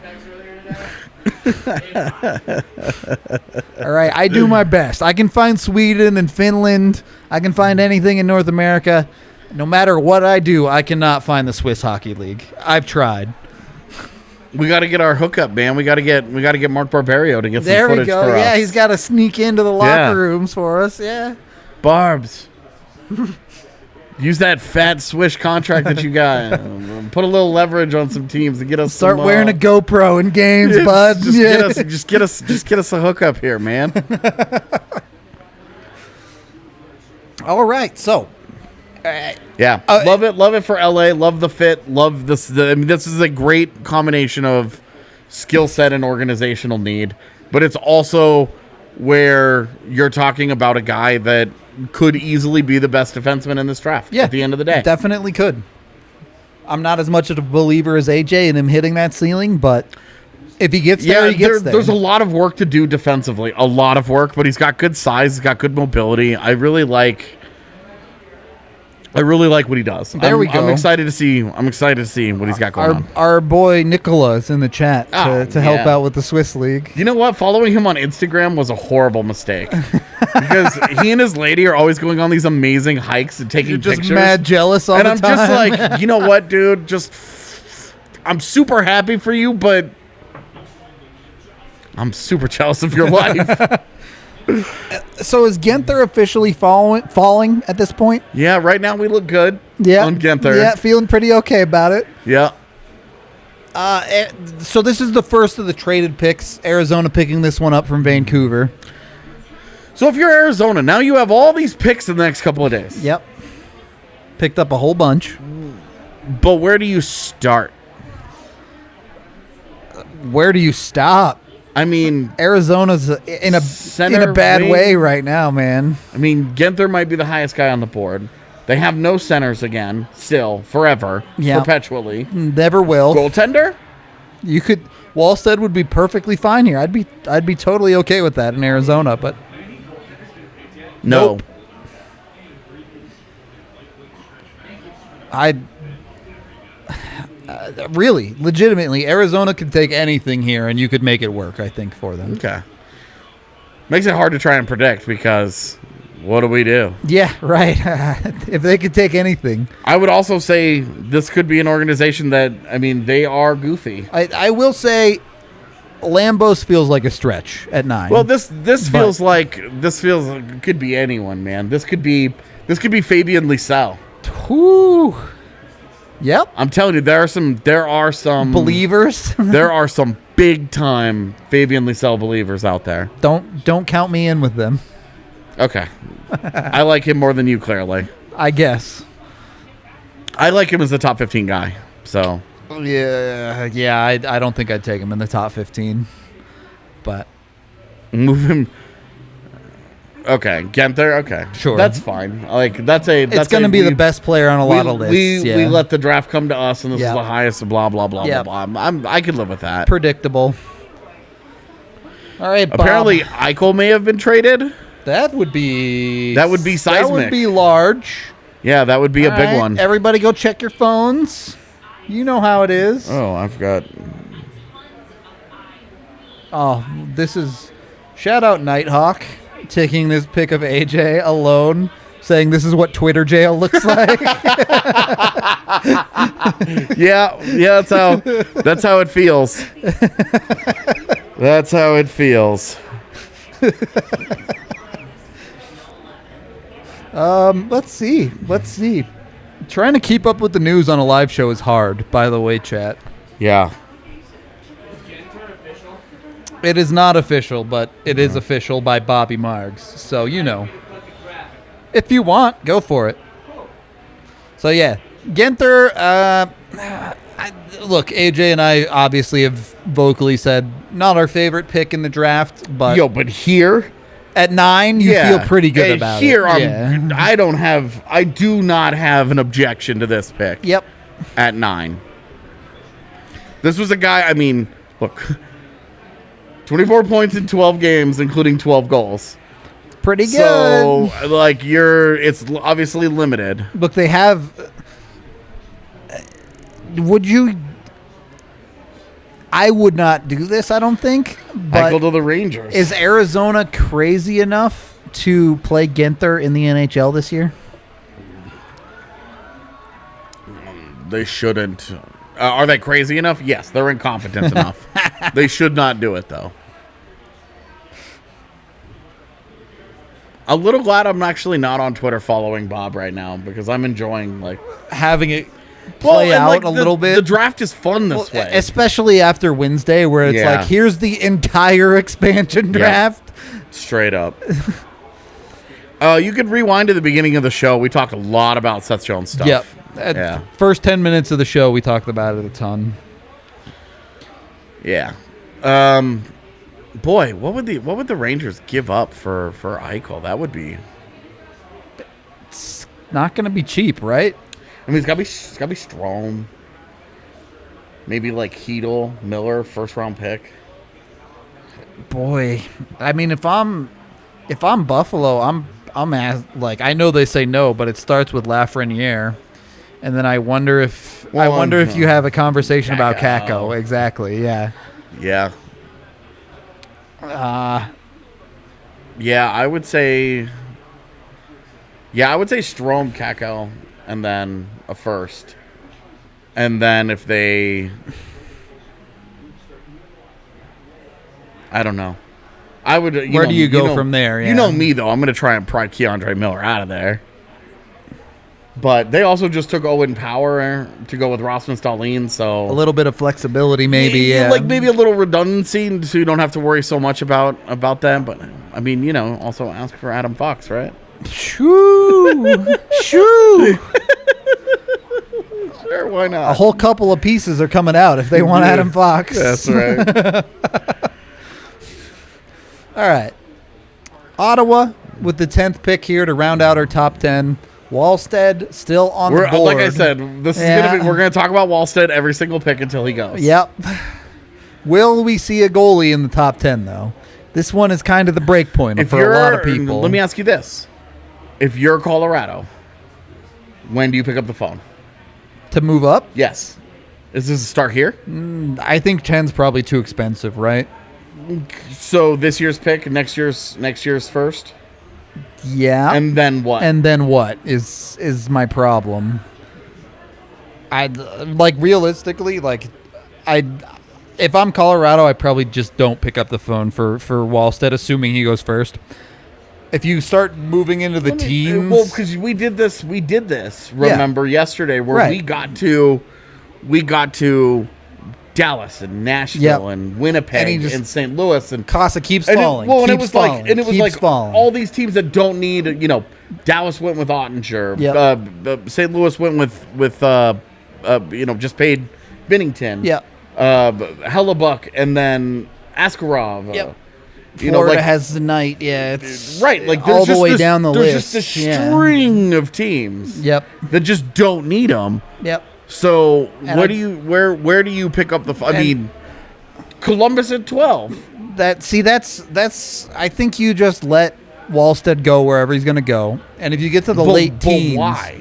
Because if he's the first guy on your board, if he's the first goalie on your board, why not just be like, hey, we want this dude? I don't think you can get value until you start moving into the late teens. You're not worried about value. You're worried about a franchise goaltender. Okay. All right. But I think you have to give up value on your roster, significant value on your roster today to go and get that guy before the mid to late teens. And I'm sorry, but the Avalanche shouldn't be looking at who their goaltender is in 3 years right now. Why?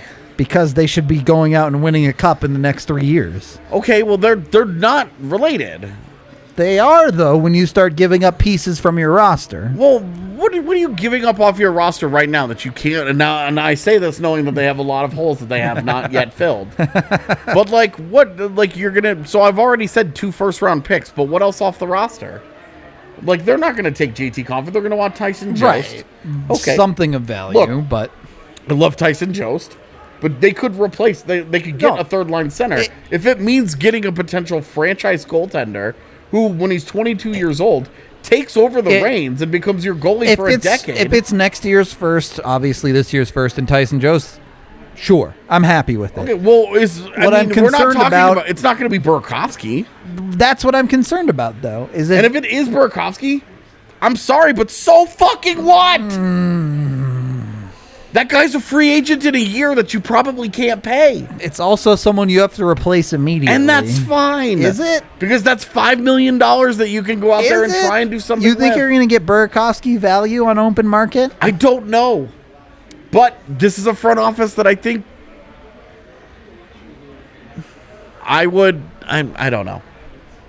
You want to give you know what? I think I would agree Berkey's too much. All right. I would agree. Now we're having a conversation. Yeah, I would agree. Now we're having a conversation. JT Compher, gone. Jost, gone. Happy with it. I'm agreeing with you. All right. What about the halfway in between where you go with like a Timmins? Where you're like, that's a guy that's a guy that can help you. He's got more upside than the other guys. This must be correct because I'm like, that hurts, but I'm okay with it. Okay. All right. Ottawa's pick coming in here. Okay. See what it is. All right. Dude, we're a team. Chat's freaking out. If Chat's saying we should brawl, we must be doing something right. Because our usual complaint is we agree too much. That's right. All right.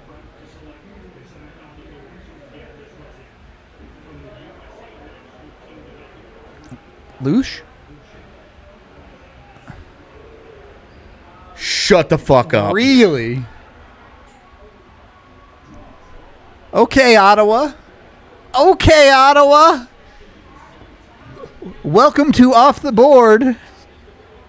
AJ's lost his mind. Well, I don't have a graphic for this. No, you don't. Yeah, I definitely don't have a graphic. You do not. You should. No. He was 29th on Bob. Was he? I will look. I put up all 32 of Bob's. Was he 29th? Yeah. In any case, even at 29, reaching. Oh, here he is. Oh, look at that. Reaching? Yeah. This is like if you combined Owen Power and Simon Edvinsson with a pterodactyl and put all of those wingspans together. That's how far out that might be the level of reach that this is. This is out there, to say the least. Who went further? Jeff Bezos' trip into space or this reach? AJ's struggling over here. So here's what gives me pause. Okay. Ottawa in recent years has been so good at drafting. Yeah, at the draft. They really at the have. draft table. They really have. What did they see in this kid? Is the question to take him at 10? Yeah, he has been.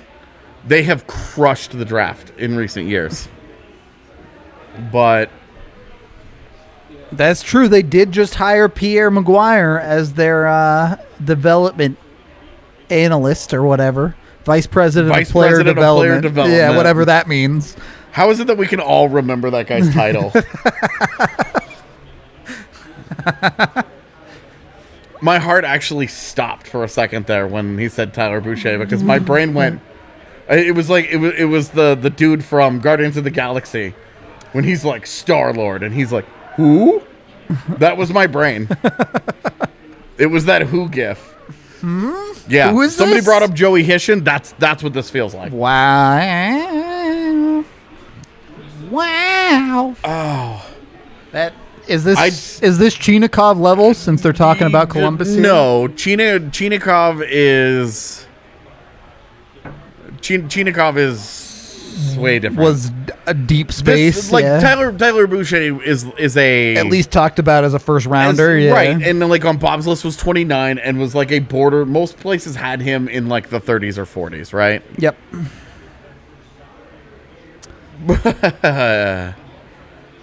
But like Chinikov was like I think like future considerations had him in like 230 or something. I think the highest anywhere ranked him was like 78 or something. Like he was. Yeah. That was so different. All right, Columbus's second pick coming in here. I'm sure they'll take another week to make their pick, so they take their sweet time. Wow, those are ugly polo shirts, I gotta say. They're all wearing the striped. I'm not gonna say that. Okay. Sillinger goes at 11 officially. Love the pick. Almost had it. Yeah, one off for AJ on the Sillinger pick. A mild surprise for me that Sillinger goes ahead of Chaz Lucius. Just a mild surprise. I don't think that's that surprising. So, but love the player. Sillinger has been totally. Like I've been a big Matty Beniers fan for a long time, but it's really easy to love guys that go in the top 5. Right. Cole Sillinger is a guy that I loved this year. Loved all year long. I talked about Cole Sillinger. And so here's the interesting part, though. Columbus goes Kent Johnson into Cole Sillinger. Okay. 2 centers. What's the problem? I'm not saying it's a problem, but are you not looking at those two fighting for the same spot 2 years down the line?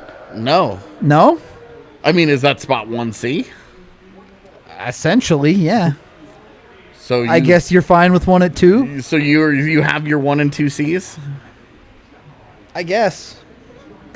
Okay, well, Ottawa drafted Alexander Daigle first overall in 1992. Probably not super relevant to the guys who are running their draft room today. Yeah. Regardless of that, you have to understand the NHL draft these days has like players do dozens and dozens of interviews with all of these teams. And someone like Daigle, who at the end of his career was like, I don't actually like playing hockey, is something that's going to get weeded out. in the modern age. Yeah. Like, They definitely, like, love of the game is definitely one of those things that they try and suss out. yeah. Although at 18, there was no way that he was going to tell a team he doesn't like Sure. playing hockey. He was going to be like, hockey's my life. Because he's an 18-year-old, But- and he's a dumbass, I and mean, he doesn't know anything and- about what he wants from his but life. even to- and hockey has been his whole life. I don't even know if I consider this a good thing, but in the modern age, to make it to a legitimate first-round pick in the draft, you can't just say that to people. You actually have to live it. Yeah, Like, I mean, it's easy to say. right, exactly. And, I love what I do for a living. Mm-hmm. Do you? I mean, yes, I do. You and I do. I would fucking kill to do this job every single day, and here I am doing it. So,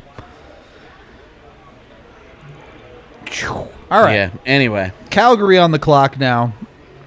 And this draft, I think we both expect this draft only to get crazier from this point on, this right? is the key. This is the key couple of picks right here Where the last couple big names fall. for the goaltending for the Yeah. goaltenders to go. These are the picks right here.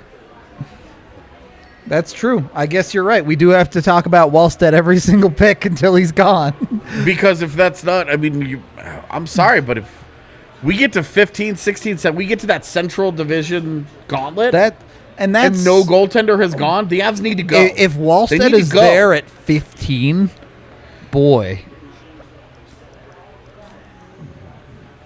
I understood, like, the Avs tried to get to 10 last year for Askarov, Yeah. which I'm pretty sure that's the fourth time I've said his name on the show. I think With so. my fourth different pronunciation. Askarov.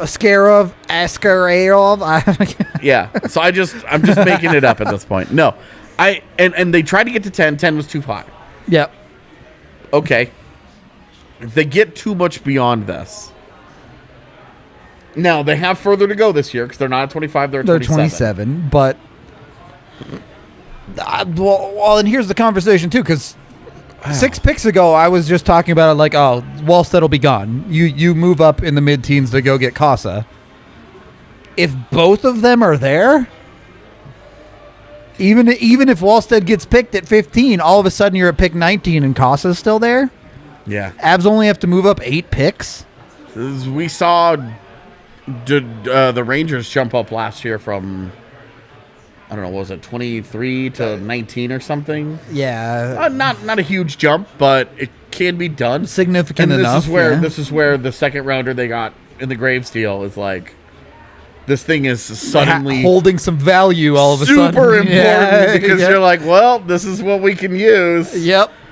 Maybe this is our dream right here. They're gonna get rid of Get the out of the draft picks. second round pick. We don't have to worry about tomorrow. No third rounder. They go. We'll give you our second. We'll give you the third, and we'll go from 27 to 15, and we'll take a goaltender. And we're done. And we're just gonna done. renounce the rights to the 7th round pick entirely, and we're gonna party all night. Let's go.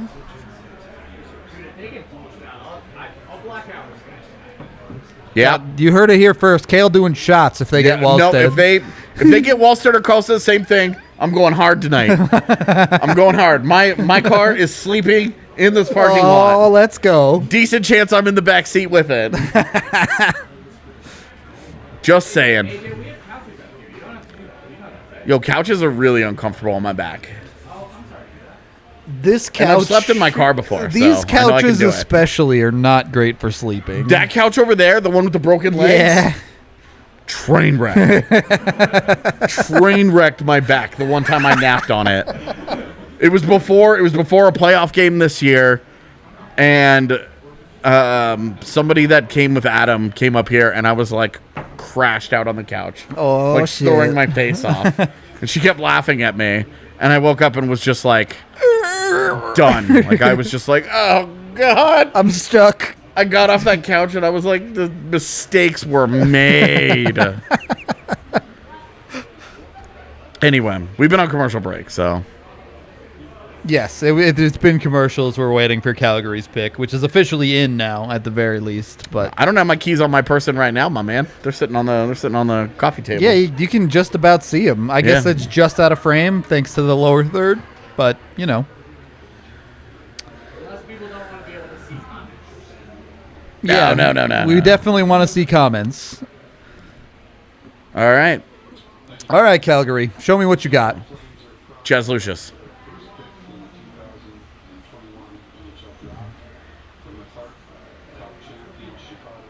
Oh, Coronado. Coronado, yeah. Okay. Has to be. That's cool.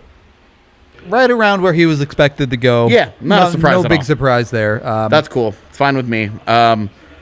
Set a, I believe the 45 goals is a draft eligible record for the USHL. I think so. I think he broke yeah. Thomas Vanek's record. Yep. So, cool. Cool.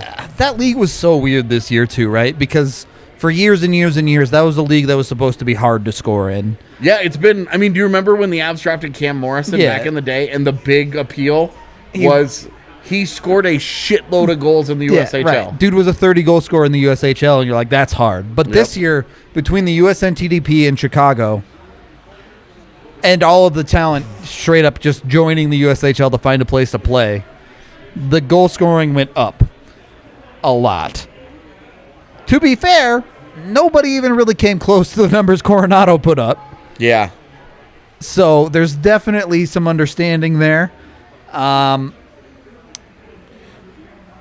Look, happy for him. I do think the numbers are a little inflated, not to take anything away from him. But I mean, look, you're playing on a program that has turned itself into the Alabama of the USHL. Straight up. And there's no Clemson counterbalance right now. Like, the closest thing might be the NTDP when they actually are playing the U18 kids. Right, when they play the good team because Yeah. they're not off playing colleges. Exactly. Yeah. But yeah, no, it definitely got inflated a touch because of the powerhouse that the Steel has become.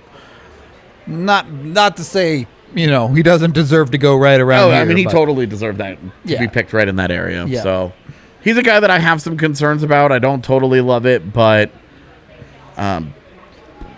this is fine. Okay with it. So now Buffalo. Nothing shocking. Buffalo with their second pick here, yeah. This is a coup. You're slam dunk? Although I will slam say, dunk Wallstedt here? if you're about to trade Eichel, what's his face, Reinhardt. yes, both of them. Does Chaz Lucius have a different appeal here? You have to think so, right? If you're about to trade both of those guys away, and we don't know obviously what they would be getting in return, but Is that not... It wasn't the whole point of going on Power 1 to say let's build defensively? yeah, but if you now you have that extra first round pick that you picked up. You don't stick to the script and go goalie then? You definitely could. I would. If it were me, I would run to the podium and pick Wallstedt if I was Buffalo right now. Yeah. But Lucius is interesting, assuming Eichel is gone. Yeah. How much of Lysell. how much of this is Buffalo saying screw it, we want Shane Wright next year anyway? Well, then you would have, yeah, all right. I mean, if that's what they want to do, right? Yeah, they have to make a decision there. Yeah. Are we obviously, trying to but- compete next year? Yeah. Moving Ristolainen made them better. Justin, my guy, pulling for Ratu falling to us. I'm all about it. If the Avs get Ratu, I will. We don't ever I'll want to go talk about ham. the guys that we don't want them to actually get there on draft day because it just feels bad when they go. They never do, dude. They You know, never like, ever do. It just feels yeah. bad when it happens, and you're just like, All right, but well. all right for Ratu specifically. I mean, we really wanted Krebs a couple years ago, and then Newhook was and there, then he we was were there, and it was like, we were well, nah, this is fine. This yeah. is a choice between two great decisions. Not gonna complain. Yeah. Talking to the Hughes brother now. He wears 86, huh? What's what Jack wears? Jack wears 86 too? I didn't even know that. Yeah. Shows what I know about player numbers. I also wanted Foodie last year. Yeah, well, that worked out. Yeah. That was different, though. I mean, second and third round guys. Yeah, like, well, you have your dudes you like, and they are what they are, and you for just, sure. But you either get lucky or you get get Nikita Alexandrov. Alexandrov. Exactly right. Exactly. Yeah. All right, Buffalo, who you got? Your pick is in. They're too busy talking to a Hughes brother. Yeah. Oh, he literally specifically put on his brother's jersey as like. Oh, that is okay. Because they had a Jack Hughes jersey from New Jersey. Makes sense. All adds up in my head now. Thank you, chat. That's like. Yeah. Looking forward to the Avs trying to get Lucas Reichel last year because I loved him. Yeah. And Dario then he went to Chicago, and it was like, oh, this sucks. Yeah, Dario was hype on that too. He wanted Paterka. That's true. I wanted Paterka as well, Yeah. but And then Barron just kept falling, and it was like I guess you just take Barron here. I don't know. Speaking of the next defender, it's really Carson Lambos, so we're keeping an eye on here. Lambos is the next highest ranked one. We're in the teens now. I guess he starts to enter the conversation at this point. Probably not for Buffalo, obviously, since they took power. I but mean, why not, right? Go 3 for 3. Dahlin, Power, do Lambos it, man. down the line. Yeah. Just do it. Just be like, Dario loved JJ. I should get him a Paterka Sabres jersey. Woo.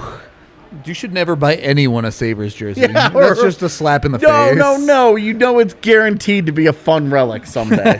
For another team. Yeah, for a guy that blows up elsewhere. Oh, man. All right, let's end this interview with the Hughes already. Thing. Come on. I mean, we're at pick 14, right? Yeah, we're at pick 14, and this guy was picked 10 picks ago. Like, less... The pick's been in for like 3 minutes. Yeah, my gosh. let's roll here, guys. This is not the NFL. We don't do the draft this way in the hockey world. Imagine NHL's finally back on ESPN, and your first, I guess they moved up to 9, but you also have to stare at your pick forfeited in Arizona on the broadcast the entire show. Yeah. They're just looking at that graphic on the pick forfeited. Like, okay. Here we go. Is this Rosen? They go okay. Rosen. Okay. All right, so this was a guy that had gotten talked about a bunch as one who was not getting enough hype on him. Yeah, as the year went on. Is he in the top 32? Yes. So at least I think he maybe not in Bob. I didn't forget. think I get all the lists mixed up. I have 32 graphics. All right. Sucks to be Rosen, I guess. Just didn't think too much about him moving into this. No, I probably skipped him for highlights too. Yeah. So I guess let's watch these highlights. And all right, he looks fast. Joe breakaway, homie. Yep. I mean, would Dallas take another first-round goaltender? They could. Dallas is in such a weird spot for their goaltenders, though. I mean, these are all the teams that you should be moving up with. Agreed. Dallas should definitely be someone you're on the phone with. Yeah. 100%. I mean, these are all the teams. Because you don't want to... Oh, man, I tell you. You need to get ahead of Edmonton. You need to get ahead of Edmonton because one of them's going there. Do if you? They both get there. But what if both are there for Edmonton? Do you just slot in right behind them? Then you've lost your top goaltender because you want to move up 10 spots. I don't know, man. I think if you like Casa, you don't worry about it. You slide into that second spot. You get there a little bit cheaper. I don't know. Who did we have? Who did we have for Dallas? We were like, who's the big guy with the all largest the tools? person we could find? Yeah. Man, I can't believe Tyler Boucher. My dudes, what up? Yeah, that's we doing. Awesome. All these people are hanging out with us as we're just kind of chilling in this draft where the Avs picked 27th. Yeah, we're just vibing out here. I tell you, is it more interesting for us if they pick 27th and we have a all show to talk about it, or if they pick 8th and we talk about it? We for spend 3 hours minutes. just filling after their pick. Exactly. Which one is more interesting? Let me say, because I've done both between the Avs and the Nuggets and the Broncos, who've been picking quite high lately. Yeah. It's way more fun to be picking high because you get to be stoked about that player making who you needed. That is true. Well, and I would also say that the NFL draft is different because That The dude is on expectation- the team immediately. Well, every yeah. first round pick is expected to have a job and a role in year one, unless it's a quarterback, and then it's like, well, we'll see. But it's like our position in the NHL, unless it's a top 5 pick, that guy's not coming for a while. So I don't know. I'm just enjoying Dude, just chilling right now. this is something that I just do every year, which is just vibe and watch the draft. So Yeah. to be able to do it with 400 people or however many of you are watching is just, it makes it that much more dope. Because I get to hang out here and talk to you instead of yelling into the void. Yeah, right. And it's awesome to spend the draft with somebody that cares about the draft. Straight up. Yeah. Where it's like, oh, hey, this person also is like, yeah, I'm interested in this thing. Where if we want to fight about Simon Edvinsson, we'll butt heads a little bit. I have no problem with you being wrong. Yeah, you can be wrong all the time too. We're good. I am wrong all the time. Me too, unfortunately. I'd be working for ESPN if I was right more often, probably. Oh, Let's be no. honest. Detroit moved up. Oh, boy. Oh, All right, so boy. this is where Wallstedt goes, and then Kosa goes to Edmonton, and the dream dies. And then the Avs are done with goalies, yeah. Trade alert. Yep, Wings moving up to 15. I don't know what for yet. Those are weird flags, all right? I don't understand the Hockeytown flags. Not a fan. Much appreciated, Jacob, to all y'all watching us. Yo, what is with these Hockeytown flags? That's what I just said, bro. But what is with them? I don't know. They're weird. It looks like a. They're an embassy. Yes. Yeah. I was gonna say, it looks like a meeting at United Nations. Yeah, exactly. Where they're like, we are the delegation from Detroit Red Wings. What? Present. All right. We don't have this trade info yet, right? It's not out there. Let's see if Bobby Margs has any lines on it. Doesn't look like it. Doesn't look like Bobby's hooking us up on this one.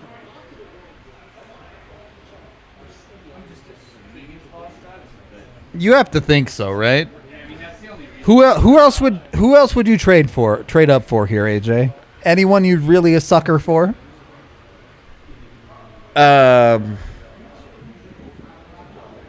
Yeah, nah, really. So they have a huge surplus of second round picks. It is Detroit, so Swedish names still on the board. Yeah, I think this is Wallstedt. So do I, for the record, but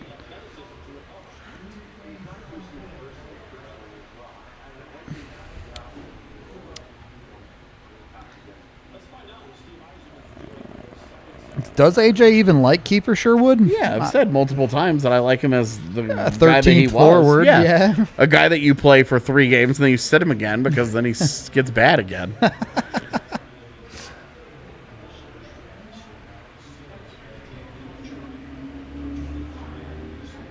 All right, Detroit. Just pick Wallstedt, make it official. Let's move on to the next pick in New York here.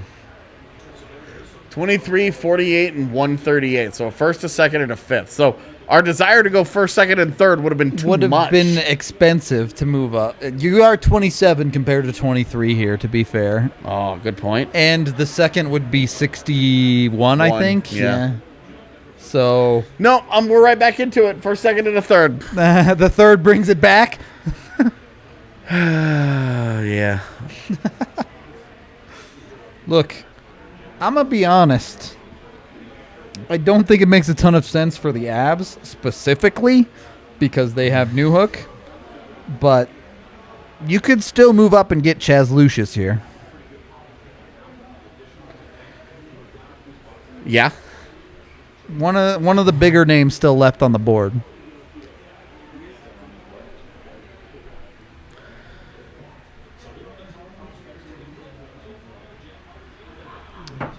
Yeah, looking at their top prospects. Oh, yeah, definitely. I would very much still be interested in trading up for Casa if he's there. Like I said, late teens. Man, you need a hug, buddy. No. I mean, do you need a hug? Maybe. Oh. They're dope. Just this dude is just so miserable. I just, appreciate him hanging out. Y'all want to pay our bills, man, yeah. Like, hopefully you got something in your life, my man, that you actually enjoy. And it's not like this, like, constant, like, deep sadness, like hate watching of something, Dude, where you're. some people find joy in that, though. It's weird. I know. I don't understand there are it people personally, who are more but comfortable when they're mad at their hockey team when they're or angry whatever, at something. yeah. Like they're angry at their hobby. Yeah, I'll say, like, like that's a. Thanks. Yeah, man. All right, It's not a Red Bull. There are two people. Yeah, that's what I texted you. You said Coke, Red Bull, or anything. So And then- the first thing on the list. And then I said Red Bull. LOL. All right. Well, that's okay. That's the difference between people that have killed Sylvanas and people that haven't. Right there. Oh. Last Pull Magic was magical. Michael, aka Fly by Cygnus, goddamn DNVR legend. He's one of our dudes for sure. Goddamn DNVR. Yeah. I will say that Last Pull Magic last night was Came good, together. man. Came together in the, in the last minute. I mean, somebody got paid big time for it. It worked out. It worked out all right. Not everyone can have orange pixels in that game. All right, that's all I'm saying. A few of us can, but Yeah. Why are they still on the clock? We all know who this pick is. yeah, this is taking far too long for Detroit to just pick Wallstedt for real. Get it over with. Let's go, boys.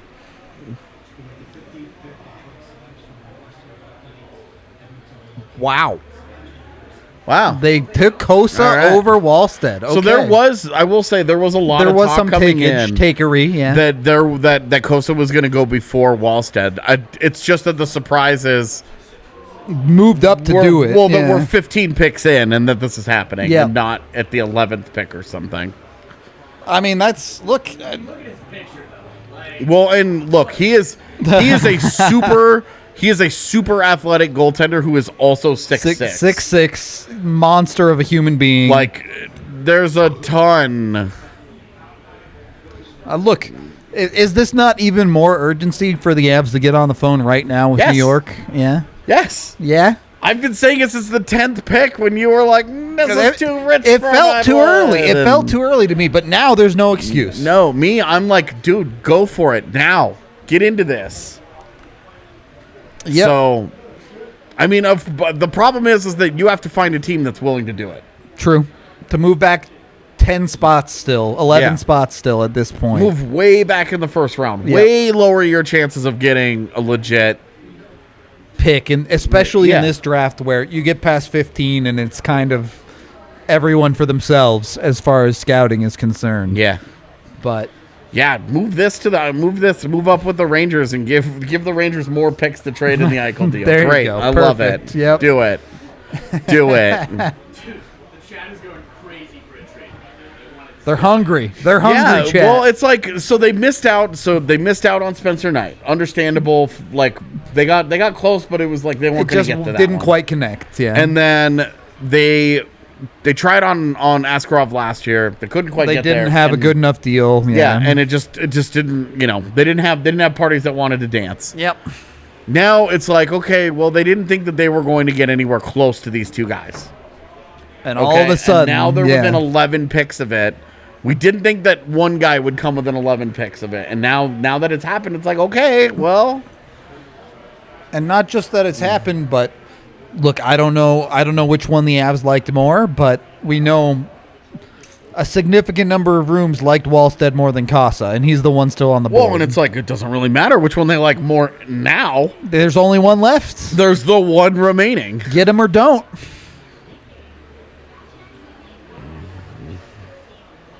Boy, what is happening at this draft party? There's a small child? All right, she seems to be over her hype show. Oh, here come some dude bras. Yo, the ones that are so hyped to be on camera. Yeah. I will say one of the benefits of this job. We've been on camera enough Long now enough to just be that normal. it's just Yeah. like, all right, it's whatever.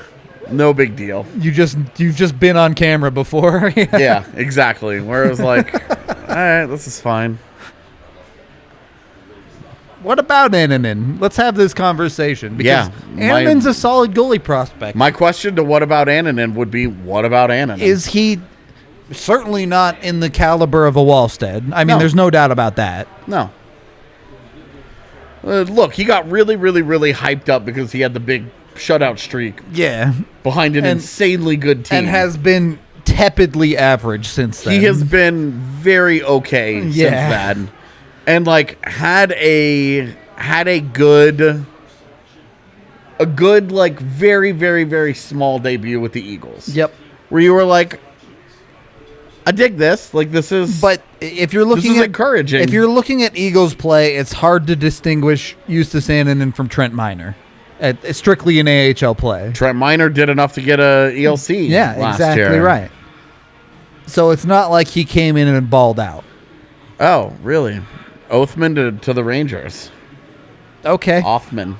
Yeah. Othman. I don't know. Othman. I think that it has 2 T's, right? So it's whatever. Like super His weird. name is Brennan. So he's really just from Western Canada at the end of the day. Just ignore him.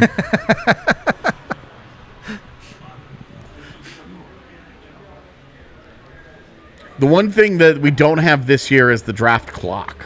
Yeah, we don't have the clock. Because the nice thing about being in there with the on the floor, is that you can see the whole thing counting down, and you see what they're doing at the table. Oh, is it 90 seconds left, but they've gotten up and they're walking to the stage, or are they on the phone right now? Like, or is it? Do you remember a couple of years ago when the Avs? There was let that miscommunication. Their clock run out because they were expecting a package of highlights to play. There was supposed to be a hype video that played before their pick. Yep. And so the Avs let the clock run out. And I was on Twitter like, okay, well, the clock has run out. The Avs are not on the phone with anybody, and they're just sitting at the table. Whatever they've Is this done, a trade or what? By the way, I still have highlights if you guys ever want to get to the point to me. Yes. I don't know which ones. He knows which ones. I mean, I kind of just assumed you'd play them as we were talking about each player, so I didn't communicate that. Yo, just play Kent Johnson's highlights because can we everyone bring up will Kent like Johnson's amazing. highlights during this break just so we can watch because them? they are so fun. Oh my god! Like if there's one person's highlights you want to watch, it's Kent Johnson. We'll just get into them. Yeah, absolutely. Kent Johnson, I love this. Okay. Let me get a little second screen set up. Look at how absolutely cold this dude is on a shootout here.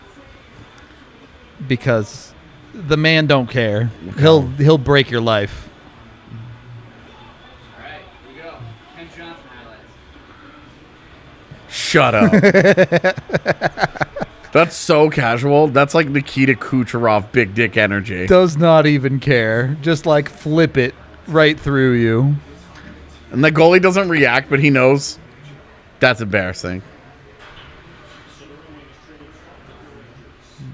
Little passy action there, but he does pull a Michigan here just to warn you. Oh, they did show this on the broadcast. Yeah.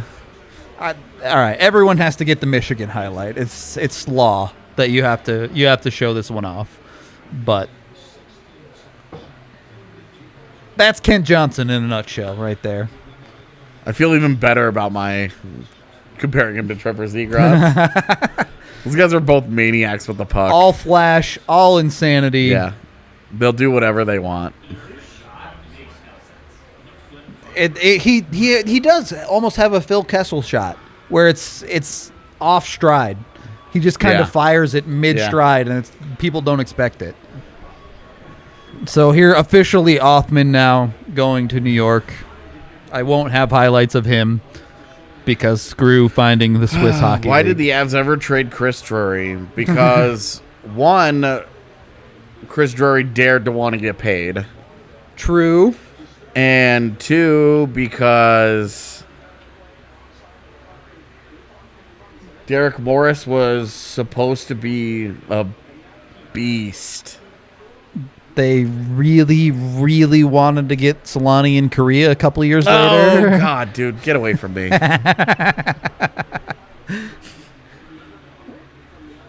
The Blues taking, you know who would be a really good Blues pick right here? Who? That kind of went with their Dominic Bach pick that they had a couple years ago, where they went with a really skilled guy that maybe wasn't so great, but like skilled guy. Lysell. Dude, I'm just... Lysell would be okay here, actually, yeah. I still don't love him as a player, but you're at 17 now, so you have to start having the conversation. I guess that's true. Blues always find a way with those type of dudes, right? Like the Jake Neighbors of the world. Well, and like Neighbors, I don't remember who I picked at our mock, but it was like that style of guy. Yep. Like I went to the okay, I want like a hard forechecking forward that dude might not be the best player in the world, but he's going to give you hard-nosed work every single night type of thing. Yeah. Not going to be someone people like to play against that style. Honest effort, good, physical guy. Yep. Et cetera, et cetera. We made it. Apparently, Bobby Margs is too drunk to keep leaking picks. Look, we're on our own now. Yep. Just out in the wilderness out here. We're just drifting through the world now. Which is what we call adulthood. Oh, just drifting through existence. Still don't know what the hell I'm doing out here. All right, I've got to figure out how to pay bills now. Yeah. Now I've got to figure out what the hell is insurance. You just kind of start having to do things. What's a credit score? What does it mean to refinance something? Dude, what is that? Not a single person who's been drafted today knows any of those things. Yeah, true. It's crazy to me to think about. Like, as a 29-year-old human being. This draft room also looks weird. They're like in the locker room with like a bunch of the jerseys This hung is up. just straight up the locker room. Like, and they just put like a table in the middle of it? I don't know. Weird. Is Lambos a conversation here for St. Louis? They just lost Vince Dunn. Yes. Absolutely. I mean, given their forward problem, I would say Chaz Lucius, like you mentioned. Right. I like that was my go-to is Lucius here, but that's another guy where when we're just going to start talking about him every pick until he goes. Yep. Yeah. The race is on. Lucius or Wallstedt. Oh, I'm glad. Thank you for reminding me, James. I put it out on Twitter today. Yeah. We are doing Roast My Roster on Monday, the day before the open of free agency. You use the cap-friendly... Free agency is Wednesday, isn't it? The 2 days before the open of free agency. We will be doing Roast My Roster on Monday. Go crazy. Do whatever you want. I just wanted to get through the expansion draft first. If you want to include draft picks, you can. If you don't, I don't care. Whatever you want to do. But we are doing Roast My Roster. We are bringing it back. So, go to cap-friendly. Create a team. Put DNVR in the title. Put DNVR in the title so that we know what to look for. Yep. Ignore the mean comments Yep. from the people that do that all day, every day. Literally sit on Cap Friendly and don't do anything else with their lives. We are the ones that will be doing the roaster, the roster roasting. Roster roasting. The There it is, roaster roasting. Yeah. All right, pick is in for St. Louis here. Wow. We're going with Bourgault. Okay. I don't know how you pick him over Lucius, but all right. I don't know how you pick him over a bunch of the guys that are still on this thing. So, anyway, we are going to be doing that. So get your submissions in before Monday. Monday. Get them in this weekend, please. Yeah, Thank we are going to be going through them all weekend and pulling favorites, and I plan to be. It is going to be a dunk contest on Monday. We're going off. I've seen some things already. Where Vince I'm like, Carter in the late 90s. We're going off. For Vince Carter on Frederick Weiss in the Olympics. I'm going to put some nuts in the face as they fly by. Look, every pick that Wallstedt continues to fall, the conversation should be the Avs should be calling every single one of these teams. Yep. Every single team. They should be on the phone like, what's it going to take? What's it going to take? We'll do all three. We'll do all three. Let's do it. Exactly. And if they don't, then they are remiss. Look at that first round drafting from the Blues. The Thomas pick is nice. The rest of it, Tage Thompson, Klim Kostin, Robert Thomas, Dominic Bach, and then I forgot the rest of that list. Jake Neighbors, and now Bolduc. Yeah. Yeah, it's not the best. I've seen better. Yeah. But they also do have a cup, so they don't care.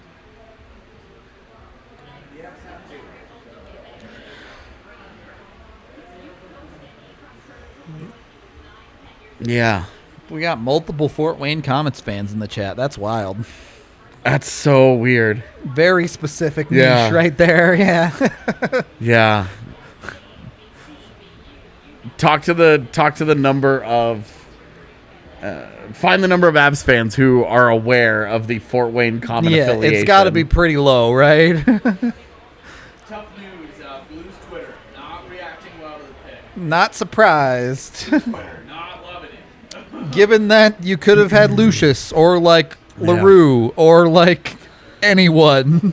Yo, didn't I had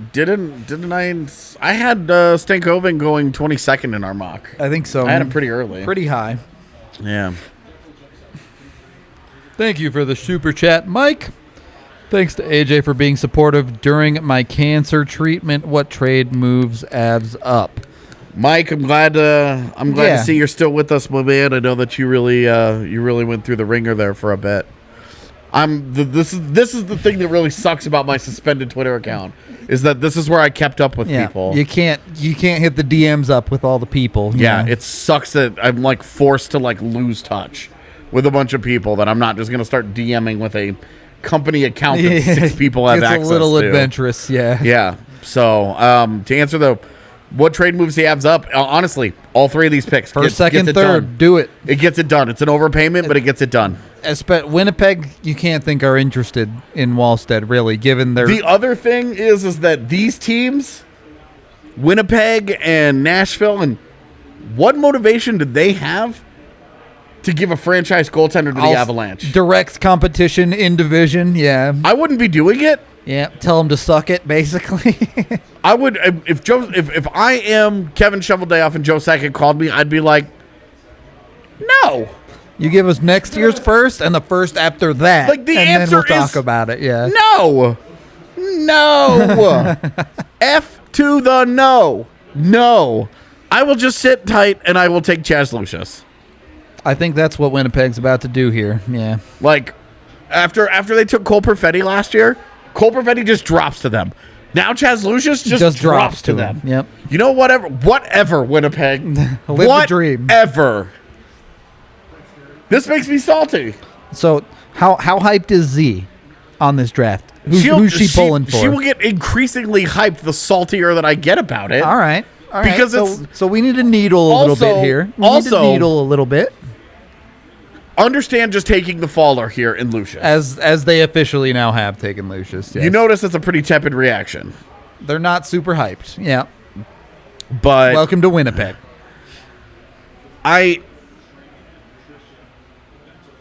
Carson Lambos? He's got to be. The Winnipeg Ice player? They desperately need to round out their defense. Like, you know, they've got a pretty established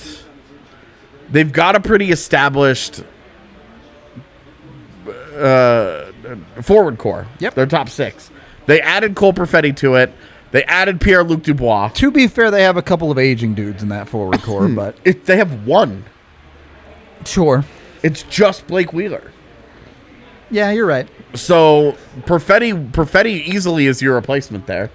Now now they're getting to the point where it's like, okay. So here's the deal, though.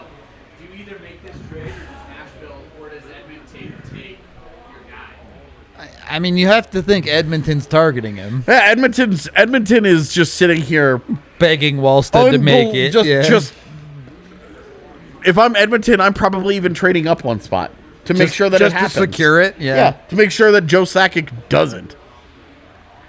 I mean, I'm sure there's more than Joe Sakic calling about it at this point. Wallstedt at 19. Seriously.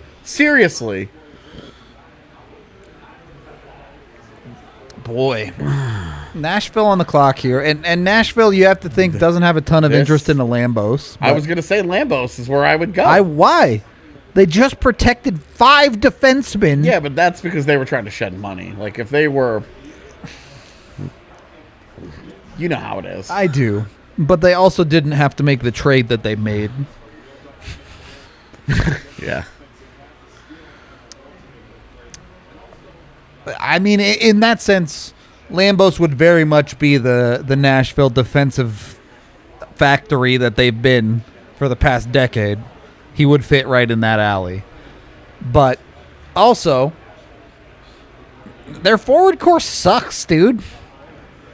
I don't know what to tell you. They're paying a ton of money to a bunch of bums. Yeah. Yeah, it's true. Thank you for the super chat, Andrew. We both ate before the show. Yeah, so right before the show. Yeah. So I didn't have to do it during the show like on Wednesday. Just munch. Well, if you get a grilled cheese up here, the stream's going down. Yeah. So. Staying away from that. It is gonna be walnut bladder o'clock at the next commercial break, to be clear. But yeah, well, I mean, you're 3 beers in now. yeah, I know. So I'm surprised. I mean, we've been live for what, 2 hours? Yeah. So yeah, definitely. Just to be clear, Chad, it's not like I'm crushing beers over here. Yeah. I've had 3 beers in 2 hours. Right. Important context. I'm like, well, you've had 3 beers. It's not like we've been here for 25 minutes and we're on the 4th pick. And you're just like sliding off to the side. That's okay. Chad can think I'm an alcoholic. I'm okay with it. Oh man! By the time that grilled cheese got to the Springs, I don't think it'd be very good. Whoosh, yeah, that'd be rough. You got to eat that thing fresh. Yeah. I mean, you could have like for me, I would probably be fine with like a 30 to 45 minute tops. Yeah, you'd be okay still. But like getting it down to the Springs when it's a 90-minute drive, if you're in traffic, like it's gonna be a little dicey by the time it gets there. I'm excited, man. I believe rumors abound that we've got some additions to the menu coming at some point. Oh, I know. I can't wait to go to the full menu. Oh my god! And I'm like, finally a dessert, so I don't have to like look for it elsewhere every time. Because like sometimes you just want like a thing of vanilla ice cream or something, Like, straight up. Damn it! Simple. What's up? Sweet and tasty. All right, Chad. BRB. And we're on commercial break. I don't know what to talk about, so I don't know. This is what a chill live show is like. Yeah. Kale, what's up, man? How you feeling? Hey, y'all. I'm feeling a commercial break for like 12 seconds. Word. Feel okay. How are you? I'm good, man. I'm stressed out. I have a lot that I need to get done. I need to go back to Canada and see my lady and maximize the amount of time I get with her. Yeah, valid. The Avs schedule Valid. came out, though. And I tell you, so my best friend lives in Dallas. The Avs in Dallas, Thanksgiving, New Year's Eve. Oh, that's amazing. And then, so Z and I have an agreement. Where are we? Where we are for Christmas? Because both of us don't like Christmas. Okay. And so it's like we want to do something for Christmas. So we just decided, we agreed. Wherever the Avs will be playing, we will be for Christmas. Dallas goes This straight year- into the New Year's Eve This year, with your best friend there. the 23rd in Boston. So that's lame. Not for me. The 27th in Vegas. We spent Christmas together in Vegas 2 years ago before the world shut down. About to do that again. So And then we will go from Vegas to Dallas for where New your Year's best with my friend best lives? friend. That's like, It'll be so that's like dope. a trip of the year. Dude, That's it's amazing. It's gonna be so dope. I'm so excited. That is very exciting. I cannot tell you the sigh of relief I just felt in the core of my soul this morning when I saw the Avs schedule get released and see non-division opponents on the list. Right away. Oh it was like, my! It's like in the first like 6 games. Well, it was I like- just it did goes- like a big sigh. So it goes Chicago, 3 days off. St. Louis, 3 days off. And then it's Washington, Tampa, Florida. Oh. And it's like 5 teams we didn't see, or 4 teams we didn't see at all last year. My heart. At all. Oh, it's going to be so nice. It's gonna be great. I mean, Yeah. as much as I loved watching the Avs play the St. Louis Blues, clearly a lot more you can wring out of that matchup from last year. but I very much enjoyed it, and it was nice to see her. And we're almost done with the commercial break, so I'm going to go back to doing my actual job. Thanks, buddy. Yeah, thanks for hanging out with me, not making me have to talk to myself. I didn't know we were live in the bar. Are we live downstairs? Yeah. Oh, I had no idea. Yeah, they have someone on TVs downstairs. Yeah. I have no idea, man. Colin will be in Winnipeg in August. I will be in Winnipeg in August for my birthday. Yes, he will. The Gold Eyes also are coming back to Winnipeg. Getting ready to watch some on baseball, August 3rd, baby. So, yes, I get to go watch some baseball. W is for Curry. Yeah, I don't quite understand that one either. Cool. So Lucius goes to Winnipeg. Nashville's pick is already in. So is the dream dead? Probably. I mean, it was always going to take Something extraordinary. Yeah. a big thing. So, no go Bombers. Stop. No Bombers. No. Let's go Bombers! Shut the fuck up. What NFL team does Canada root for? Actually, I don't know. Does Canada have like a team they've all agreed to root for? Toronto just roots. I just assume Toronto roots for the Bills, and then everybody else roots for somebody. Okay. Or they root for the Canadians on NFL teams. Sure. I'm just assuming. That's true. Canada has always been like a root for the player, not the team kind of place. Yeah. So. Everybody's saying Buffalo, so All right, got so that part right. so I Canada really does hate themselves. I see. guess. Yeah. Yeah. All right, Nashville, All where are right. you going? They won't take Wallstedt, right? After Askarov last year? They can't, right? They can't. It'd be pretty funny. So how salty would you be if you're Edmonton and they take Wallstedt right here? Be hilarious, man. He's looking old. Can't hear you, bro. Yeah, no, I just hear yelling Nashville people.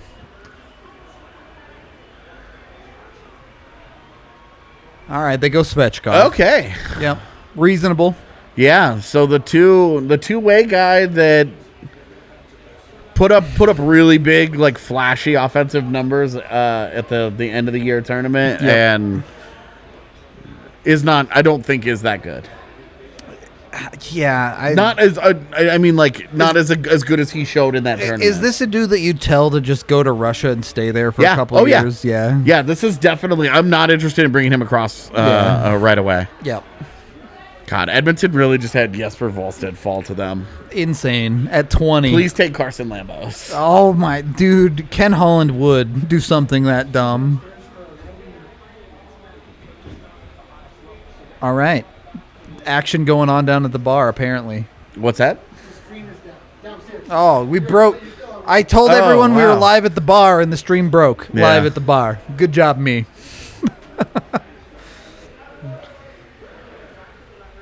Dude, I never count out Ken Holland to do something ridiculous. That's all I'll say. Yeah.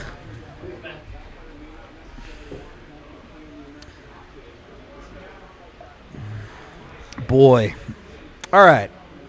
So let's If he gets past here, you've got to be doing it. you right? have like if he falls to Boston, you better be like, if they hang up on you, you just call back, right? Like, don't let any other phone call get through to that line if he falls to Boston. What? Let's take a quick second, though. We've talked about Wallstedt a bunch. What else is still out there that you're interested in if you're Colorado, AJ? Well, I mean, I would be for right now. I am interested in Carson Lambos. I understand where the Definitely. organization is with defensemen As far as their depth, but do you guys just draft exclusively defense now? Like here's the thing with defensemen is they go quick, right? Realistically, defensemen not playing professional hockey in the Avs organization that have realistic paths to the NHL are Drew Helleson. If you're really reaching, maybe Zaravalov still has a path to the NHL. But it's not that deep. What? Did Edmonton really go Ratu? What? They did not. They did not, bro. Ken Holland, ladies and gentlemen. Oh my God. Mini traded up to get Ratu? Is that Mini traded up 2 spots to get Ratu?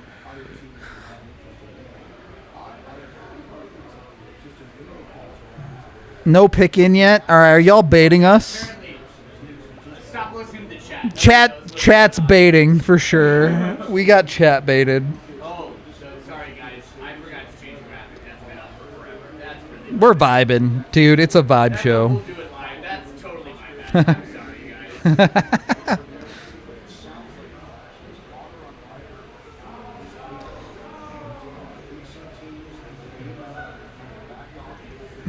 Boy. Oh, you're saying you want Reddit. All right. It only took 20 picks, but chat's on my side now. I see. Pastajov's still there. Pastajov's still there. Lambos is still there. Stankoven hanging around.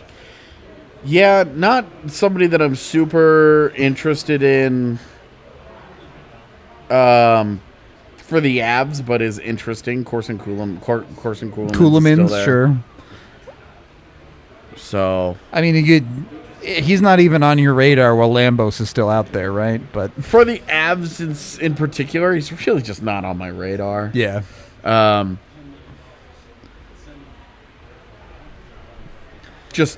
think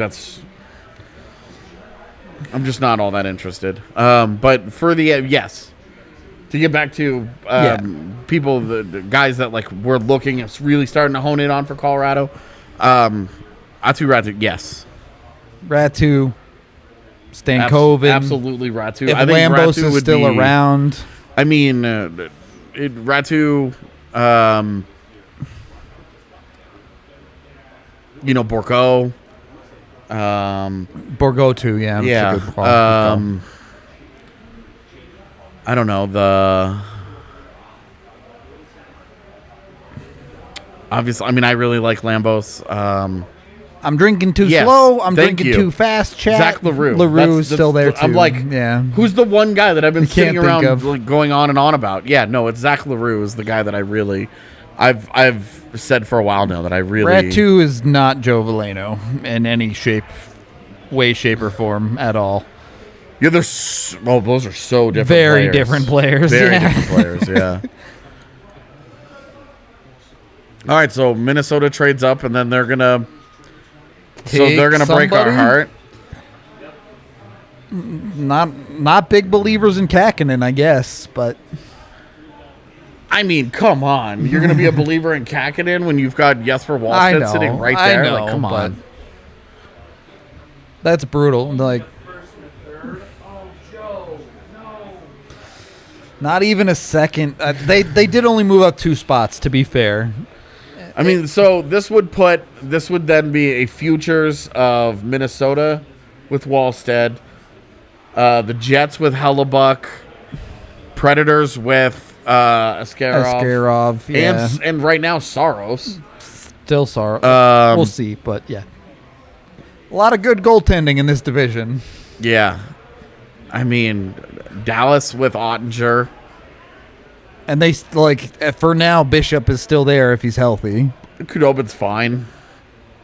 But, I mean, it's, The only weak one is St. Louis with Binnington, really. Well, yeah. Binnington's all right, he's all right. And then, you have Chicago. Yeah, I guess Chicago's You have totally up in the Arizona air. with Kemper, for now. Yeah, right. So it's like half the division, though. It's like a murderer's row. It's either goaltenders. stocked or totally wasteland. Yeah, no in between. Right. Yeah. So we'll see. I mean, it's crazy. It's crazy that Edmonton. Dude, Edmonton's got their whole own TV camera there. Look at that. It blows me away that Edmonton would not take the goaltender and then move down for just the third. Not getting a second there does feel pretty cheap for Minnesota, honestly. Why are you so comfortable moving down? Do they have a really good read that Minnesota's not going to take the goalie or something? What else was Minnesota moving up for? I don't know. Who's it? 21? Boston? Boston, yeah. So what's... Shit, Boston could use a goalie too, to be honest. Like...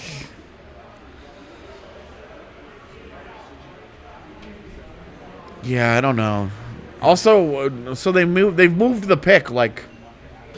Did you move the pick and not know who you were taking? You know who you're taking, go. moving up to take. Exactly, yeah. This is a unnecessary waste of time here. Zach Dean was the guy that I think I took him. Yeah, the pretty very late. end of Pretty our late, mock. yeah.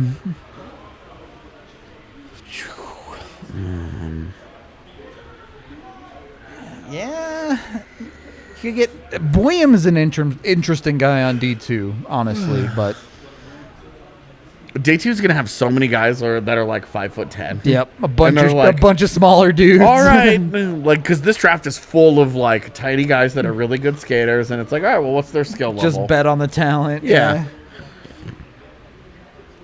Yeah, Mike, I'm with you. I asked for a Red Bull. Falling asleep out here. Yeah, because I needed a caffeine injection. Gonna have to. Coke is fine. Like it's something It'll get that's you by. passable, but Gonna I have could to really use like the. send Lindsay on a 7-Eleven trip here for us. Oh or my god, is something. Lindsay still here? Yeah, Lindsay and Brandon are both downstairs. She should really Lindsay just needs to come and hang out with us. Straight up, That she'll amp you up right now. exactly. Nobody in the world has like more of a direct connection to like my adrenaline than Lindsay does. I heard she punched you in the face a few times Yeah, earlier. she punched me in the face once earlier. Yeah, but it. Are we talking about? Oh yeah, that one. That's what? Are we talking shit? No. We're saying all- we it was need all you to amp us compliments. up. Yeah. Yeah, it was only nice things. Just kidding. Yeah. Oh great. guys. Fucking Lindsay's here. Party's ruined. Gotta go now. Party's here.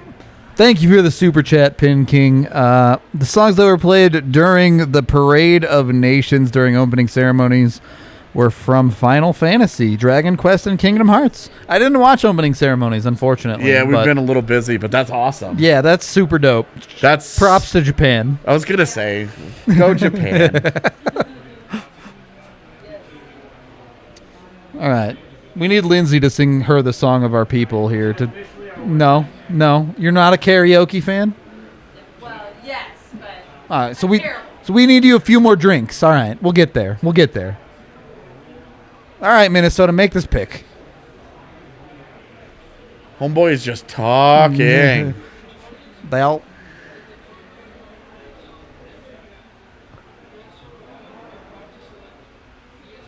Okay, it is the goalie. All right. Well, that's horrible. Horrible, but not surprising. Good Lord. What time is it in Sweden right now? It's got to be like 3 a.m., right? I don't know. That dude's probably just excited that his nightmare is over. It has not And in a fallen way, any further. His It's nightmare only has just also begun. Yeah. You were picking up what I was laying down there. That was good teamwork. That dude's 30 seconds away from getting a call from Kaprizov that says, "Screw this team, man." Ask out. This was worst case. Yep. We were like, oh, they've got all these central teams that won't take them. And then And- Minnesota's like, We're moving up to take him. silly AJ. You think that we're going to not make your life miserable on draft day? Well, fuck you, buddy. Hey, they didn't take someone else you liked at least. Yo, Look, at least they took someone that 2 days ago you weren't expecting to fall anywhere near the Avs. Yeah, it's all true. right. I mean, this sucks, though. It does. It hurts. It definitely hurts. This is different than Askarov last year. For a different reason. Yeah, absolutely, man. A third-round pick, and they got a franchise goaltender. The Avs had a second to give. Does that make up? It's only 5 more spots they had to move down for the Avs pick. All right. Well, Where is she? CBJ. She's in Columbus, baby. Oh, yeah, I guess all the background banners that say CBJ on it are pretty good selling point. All right, well, I'm a moron. So, I believe the Avs have never moved up since Sakic has been GM. Is that correct? How often have they moved up on actual Period. draft Full day full in sale. in the first Definitely round? fair. Like, yeah. ever. Not often, if ever. So let me ask you, next doomsday scenario. This is our personal hell. Oh God, here we go. Not so much bad for the Avs, but bad for us. They get to 27 and they move down out of the first round with Arizona for 2 second-rounders. I'm so ready for this 4-hour show to cover 0 Avalanche draft picks, all right? Very prepared for that. Which, to be clear, something Sakic has done is move down with picks in his tenure. I don't think a first ever, but not afraid to move seconds down. Yeah. So, Yeah, I mean, in other rounds, we've seen some movement in the draft. sure. They moved up in late rounds and stuff, definitely. Yeah. I just, the first round, they haven't. They kind of have what they have and they stick with it. Yeah, they haven't really ever moved. And to be honest, it's not a thing that happens a ton in the NHL. It's tough too, right? Because we know they've tried. We know they tried to move up for Schneider last year, and they didn't have the value to get it. But it's tough, man. Yeah. I mean, the offseason hasn't. It hasn't happened yet. Yeah, it It's hasn't just even the they thing. haven't done anything right. yet. Like, I guess that could be your problem. Like, all these other teams are doing things and they're in the headlines, but Colorado's not. I mean, it'll be fine.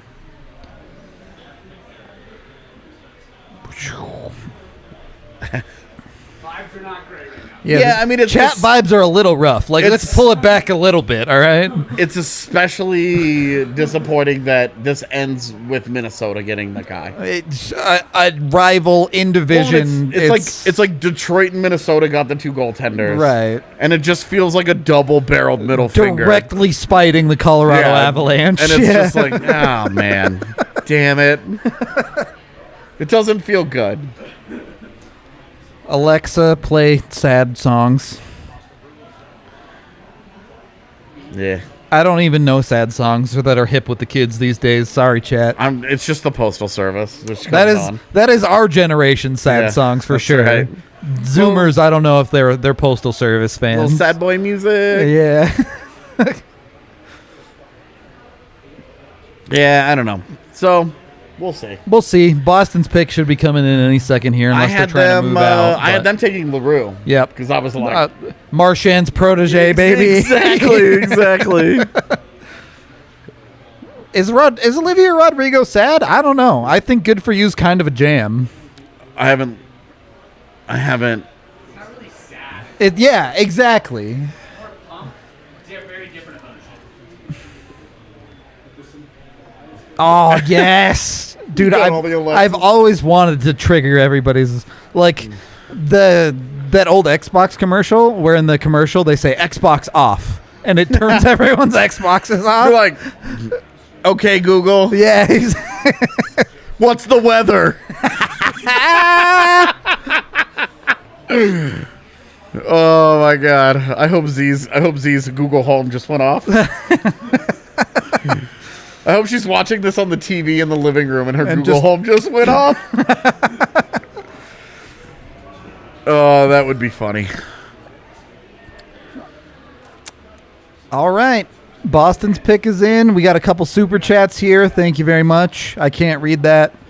The Smiths Sad Song Kings? Yeah. I don't know Yes. the Smiths, to be honest. Sorry. What the fuck, dude? I'm you don't not- know the Smiths? I don't. Have you ever even thought about killing yourself for real? What is this? Honestly, no. All right, here's coming in from Jonathan. Good lord. We're about to get banned from YouTube. right. Literally was playing the Postal Service for my 11-year-old niece a couple hours ago. She called me a boomer. Okay, Wow. well, that ended sad. Don't love that ending. Tell your niece to not wake me up when I'm sleeping in, okay? As Boston does take Lysell. Reasonable. Not my favorite pick in the draft, but this is where he was about projected to go. Yeah. kind of I don't know, for Boston, feels a little odd. It does feel a little weird for Boston. Yeah. The thing is, Boston is in such a weird place as it is because their core keeps getting older and they just keep rolling it out and it keeps being fine. They're like, hey, what's Taylor Hall now for 4 years. Yeah, right. You know, like add that in. All right, well, David Krejci's finally off our books. Like, all right, now Taylor Hall. We'll replace him with like, Taylor Hall, and Pasta's sitting around looking at like a bunch of people that could be his dad. Like, yeah, and he's looking around like, why does this feel like they just keep getting like they reset it with 30-year-olds, which is younger. But it's like, okay, technically, let's reset it. You're not your average age isn't 34 anymore, but you're just gonna have to do this again in a couple years for sure. Absolutely. All right, Lysell off the board. AJ's just DM'd some kind of meme. Z says I'm an asshole. Ah, okay, yeah.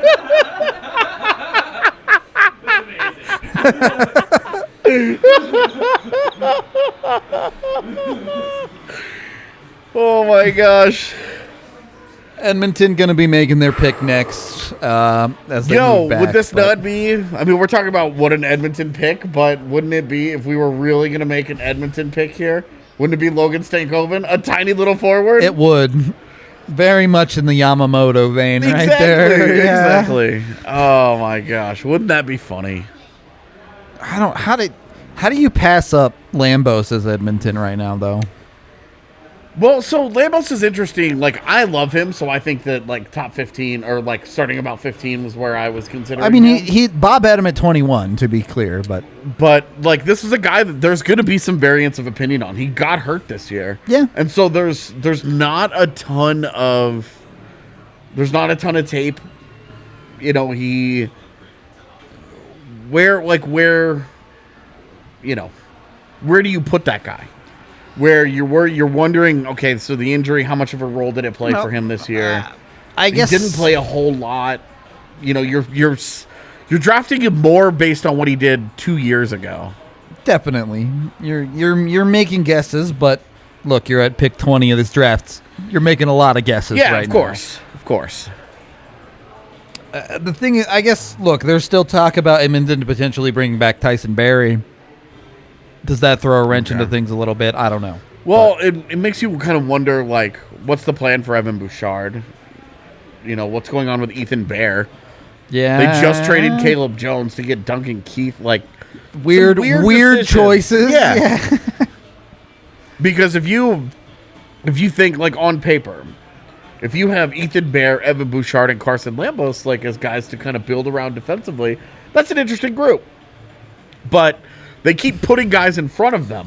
Yeah, that's true. And they keep going out of their way to do it. Never doubt the Ken Holland factor. So, you know, what are you doing with Evan Bouchard? Because, okay, well, you get Carson Lambos, but then you drop that guy in behind Bouchard. Bouchard can't even get into your NHL lineup as it is. And then you're about to give Tyson Barrie multiple years? You're just filling your own holes a little bit at that point. And it's like so the role that Evan Bouchard would have played, you just gave back to Tyson Barrie. Yep. Even though you know all of Barry's warts, you know, and the hope that, okay, well, it gets a little bit better and blah blah blah. Like, I don't know. I saw chat talking about AJ 27th pick. Just don't select anyone to guarantee the Broncos get Aaron Rodgers value. Sure. I'm good with it. Me too, to be honest. Xavier Bourgault, that'd be fine. For the Avs, that'd be a dump. No, here for Edmonton. Yeah, that'd be solid for them. I don't. They need a little bit of forward help. Yep. Here. I'm a little surprised. Like, I hadn't put the pieces together, but Edmonton and Zach LaRue would have made a lot of sense. Yeah. I can see it for sure. How old is Bettman now?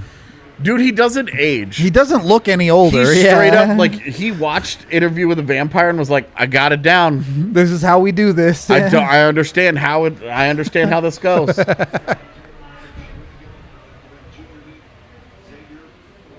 Okay, Edmonton does take Bourgault. Good last second call there, AJ.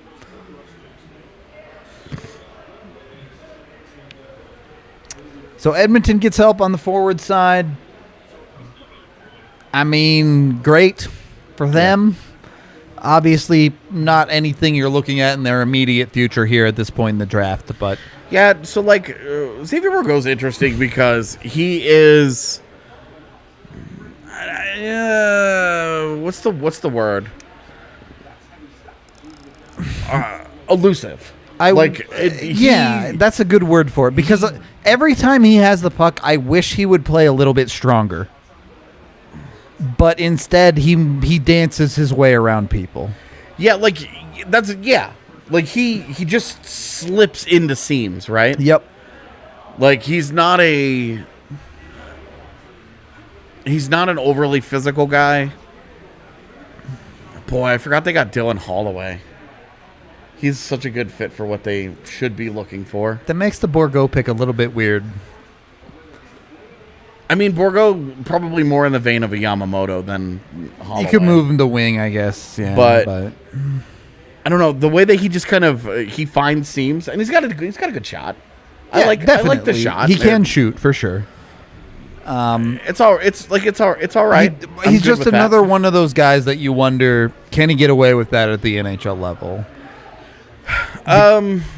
Because the question dudes are going to be, close on him. The question will be, can he still find the seams? You're right. Exactly. They will be smaller, and he will have to speed up how he plays, as all guys do. Yeah, but I like the skills. I like the tools that he's got to work with. I think it's a good all around package. Like he's okay.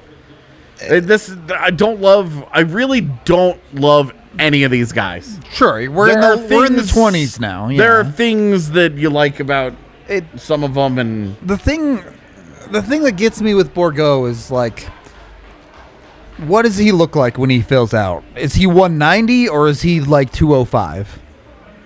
Because there's a big difference there. Sorry. Because if he's 205, he's a dude that I can see that could power through people at times. But if he doesn't flesh out and really put on the muscle mass, he's definitely going to have to learn to handle the physicality that's going to be coming his way. Yep. Because the slipperiness, that's the word I want, slippery. There you go. Him being slippery is all good and well, but it's even more important that he fills out and learns to and can at least absorb the contact work if through nothing some of else. that traffic in a physical manner. He's going to have to. He's just going to. Yep. And that's going to be a big challenge for him. He needs to get a big thing. He needs to fill out. And he has to learn to use the extra. I mean, that's something you see with every player in the league, whether it be Alex Kerfoot, Jack Hughes, some of the smaller dudes.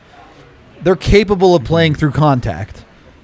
Oh, absolutely. You're not going to be able to juke the guy every single time. So, we'll see. Yeah. Yeah, you're not going to be able to just dance around dudes left and right. It's the NHL, after all. All right. Another Central Division pick here with Dallas at 23. If you want all of our thoughts about the Seth Jones stuff, just rewind to the start of the show. First 10 minutes of the show, we'll cover all of our Seth Jones stuff. Yeah, we went well into it. Yep. Good luck, Chicago, is the TLDR version. They made their choice. Yeah. Hey, I mean, I like it when dudes go bold. I like it when dudes go bold. Committing to something that isn't a surefire for 8 years, boy. Yeah. That's fair. Seth Jones ain't Kale Makar. I'll put it that way. Yeah. All right, Dallas's pick is in here. How have you felt about ESPN's coverage over the expansion draft and now the day one of the entry draft? Well, so the expansion draft they screwed on for sure. They definitely got hosed completely out of their control by the league. This is too slow. Agreed. This is the NHL draft. We're at what, hour 3 of day one at this point? Yeah, I mean we've got to be at like 3:15 right now. Brutal. We are at 250. All right, so it just feels like 3:15. Even still, though, by the time pick 31 comes in, we'll be at hour 4. Like, that's too long, man. Wyatt Johnston. Okay. I don't know who that He is. probably does. No, I'm good. I'm good on beverages. You're good. I have 2 of them. Oh, shit. Look at that. Put that player graphic up, but we don't Yeah, definitely don't have that one. know. He was just outside the first round to be fair, but I only gave the first round for player graphics. I would say no player comparisons. Player comparisons are bad. Like, I do it because people ask us for them every year, but they're bad. They're not a good thing. This is something. Oh, I think the Hockey News does it this way, and they clarify every player comparison with the fact that you're comparing them stylistically. Right. You're not comparing them in talent level. Right. You're not comparing them in the type of player necessarily. It's just they play a similar style of game, and Yeah. that is as far as you can take a hockey comparison. Yep. That's what makes them difficult, because every time you tell somebody, like every time that I tell people, oh, I think Alex Newhook is a lot like Matt Duchene, Yeah. they're like, no, and I'm like, that doesn't mean Alex Newhook is Right. Matt Duchene, Right, guys. exactly. Like, and do you remember a couple of years ago when Cole Caulfield was drafted? Yep. His NHL player comparison during that show was Lionel Messi. Yeah, they spent Reminder, he plays soccer. They spent a couple of years there where they were comparing NHL players to soccer and basketball players, and it was like, okay, what? Well, how does this translate to NHL hockey? I don't understand. I guess, look, I guess Caulfield could win a Ballon d'Or of the NHL someday, but That'd be cool. He was fun in the playoffs. he was fun, He was man. fun, man. He was fun. Between him and Suzuki, the playoffs were fun. That had to be a nightmare for Vegas. Oh, just watching their world crumble around them. Yeah. Yeah.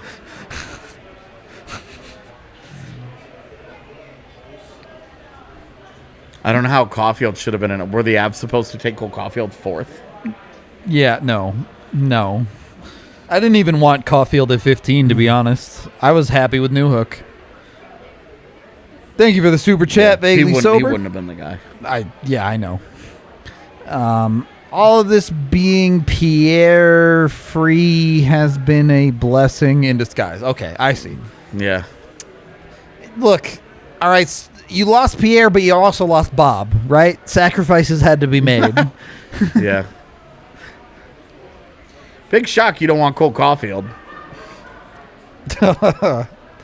The dude who only wants players over 6'3" doesn't Yeah. want Cole Caulfield, yeah. This is my shocked face.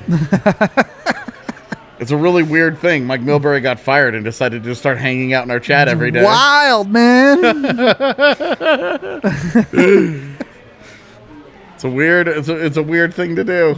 Hey, look, Mike, if you want to come on the show, we're happy to have you for a show, man. He's not being serious. You're not invited. Oh, shit. AJ putting the law down. Yeah, you're not invited.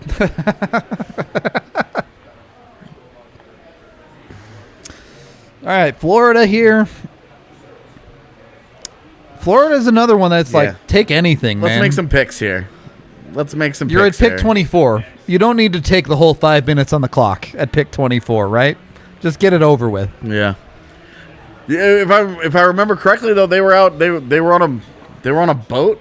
Yeah, their internet connection shoddy out on the ocean. It's tough. Right. We need to adopt our mock draft rules.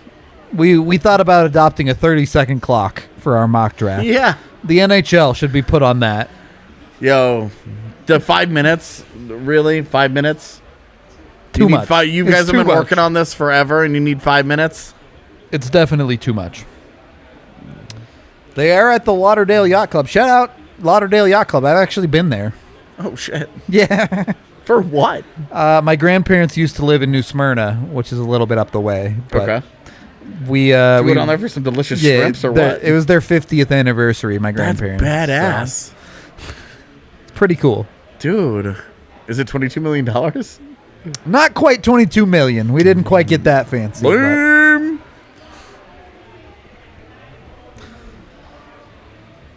What is the DNVR draft? Yeah, what do you mean? You mean our franchise draft? We already did our mock. Yeah, I mean, I don't know that we're going to do one this offseason. We're tired. Oh, true. It's been a lot. It's been a slog this year, man. Yeah. I'm not like, Going don't get me from- wrong, I love my job, but we've been working this year. Yeah, you go from every day Yep. for 6 months, and then it's like, okay, you get a couple weeks where it slows down a bit, and then right back. right, it Yeah. goes absolutely nuts for this whole like 10-day period. And we're just blasting through Wednesday. Yeah.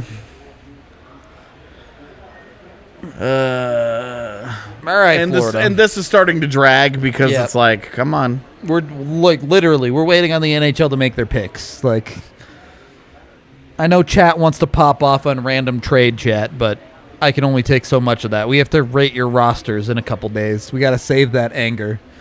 Yeah, yeah, that's true. Yeah, what was it? We're the clowns, huh? And you're in our chat every fucking day. Dude, The amazing part is like the hate watching. I will. We're the clown. If you I'm think good with it, if dude. you think we're a clown and you still tune in every day, then at least we're entertaining you, right? Yeah, Like, right. All right. I'm excited to come and watch your show someday, man. It's gonna be great. Straight up, like just the idea of you sitting there fapping to oh god, Zach Here Cassian, we're DNVR after dark. Milan at this Lucic. point. But for real, Get 'em. like the one thing I can say about my life and career in this job is you have to put yourself out there. Yeah, You just have to go out there and do it's it. fine. People are not going to like everything you do, Yeah, but yo, AJ and I are out here 5 days a week, and y'all are out here in the chat talking shit. Where's your show at? yeah. Where you at? Like straight up, it's so easy to roll into somebody's chat and be like, "You guys are clowns." Well, we're clowns who get paid to do this for a living. Yeah. So, you know, I'm good with it, man. Yep. I'm not losing any sleep over you. Straight up. I will tell you, I'm going to start losing sleep over the slow-ass draft, You're- though. dude, Because it's going to take Florida all is goddamn night, still man. on the clock, man. They still haven't made this pick. It's been like 8 minutes. Yeah. Thank you so much, Sasha. We'll put it straight to the yacht fund for you. That's right. DNVR is fam, of course. Oh, man. I don't know, dude. It's just like, okay. Like the idea that that you and I would want 12 Cole Caulfields at forward is completely inaccurate. Calm down. It's so The it's same so funny people 'cause who it's have like he just gave Tampa Bay credit for winning only because they went out and added size and grit and then called the Barclay Goodrow deal a terrible deal. And it's like, wasn't that the guy that supposedly added all the grit that they needed? the same podcast that has defended Nazem Kadri adamantly. Right. The one that's like, you don't get rid of Nazem right. Kadri because you need that element. AJ hasn't noticed yet, but he's about to cry. Sam Iskevich going to Florida. I actually, like, that's such a, like, Florida is going in on skill. Yep. Over and over and over and over. And, like, we talk about how great, like, Anaheim is at the draft or whatever, but genuinely, I think if you start to look at Florida's last several years, Particularly at doing forward. a good job, man. Particularly at forward. It They have is weird, though, crushed. that, like, they are... So forward heavy. Yeah, right. They just keep drafting forwards. Yeah. Like, I understand not like the defensemen that are in this range. You have the Lambos and Kulemans especially. You're not super They're hype on them, yeah. They're kind of iffy here. Like there are warts there, but it's really weird to me that this organization just keeps doing this. Yep. They're committed to their brand, to say the least. It's like they're so afraid that they're going to lose guys in free agency every year that they just keep doing it. So, I don't know. It's wild. The good news is there's like a good 50% chance whoever the Avs pick we actually have highlights for right now. Yeah. Right. We got a shot at it. No, you don't have Sam Iskevich. He was just outside the first, unfortunately. But Yeah, so I would say the top guys that are still on my board right now, the top 3 guys that I think are great fits for Colorado, you've got to be talking Aatu Räty, Yep. Zach Leroux, Yep. and I would Stank boy. probably and the irony here, I'm uncomfortable with Stankoven because I don't like his size. and it's not that, like, obviously I'm not like the size police here. It's just that, look, Colorado needs, the reason I like Leroux as much as I do, they need that element. They need a little bit of snarl. They need to make themselves just a little bit tougher to play against while also maintaining skill. And, like, Stankoven just doesn't do that.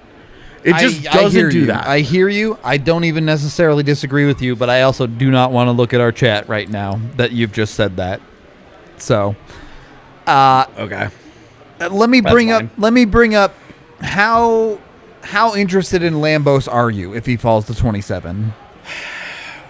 If both Räty and Leroux are still there, Yeah.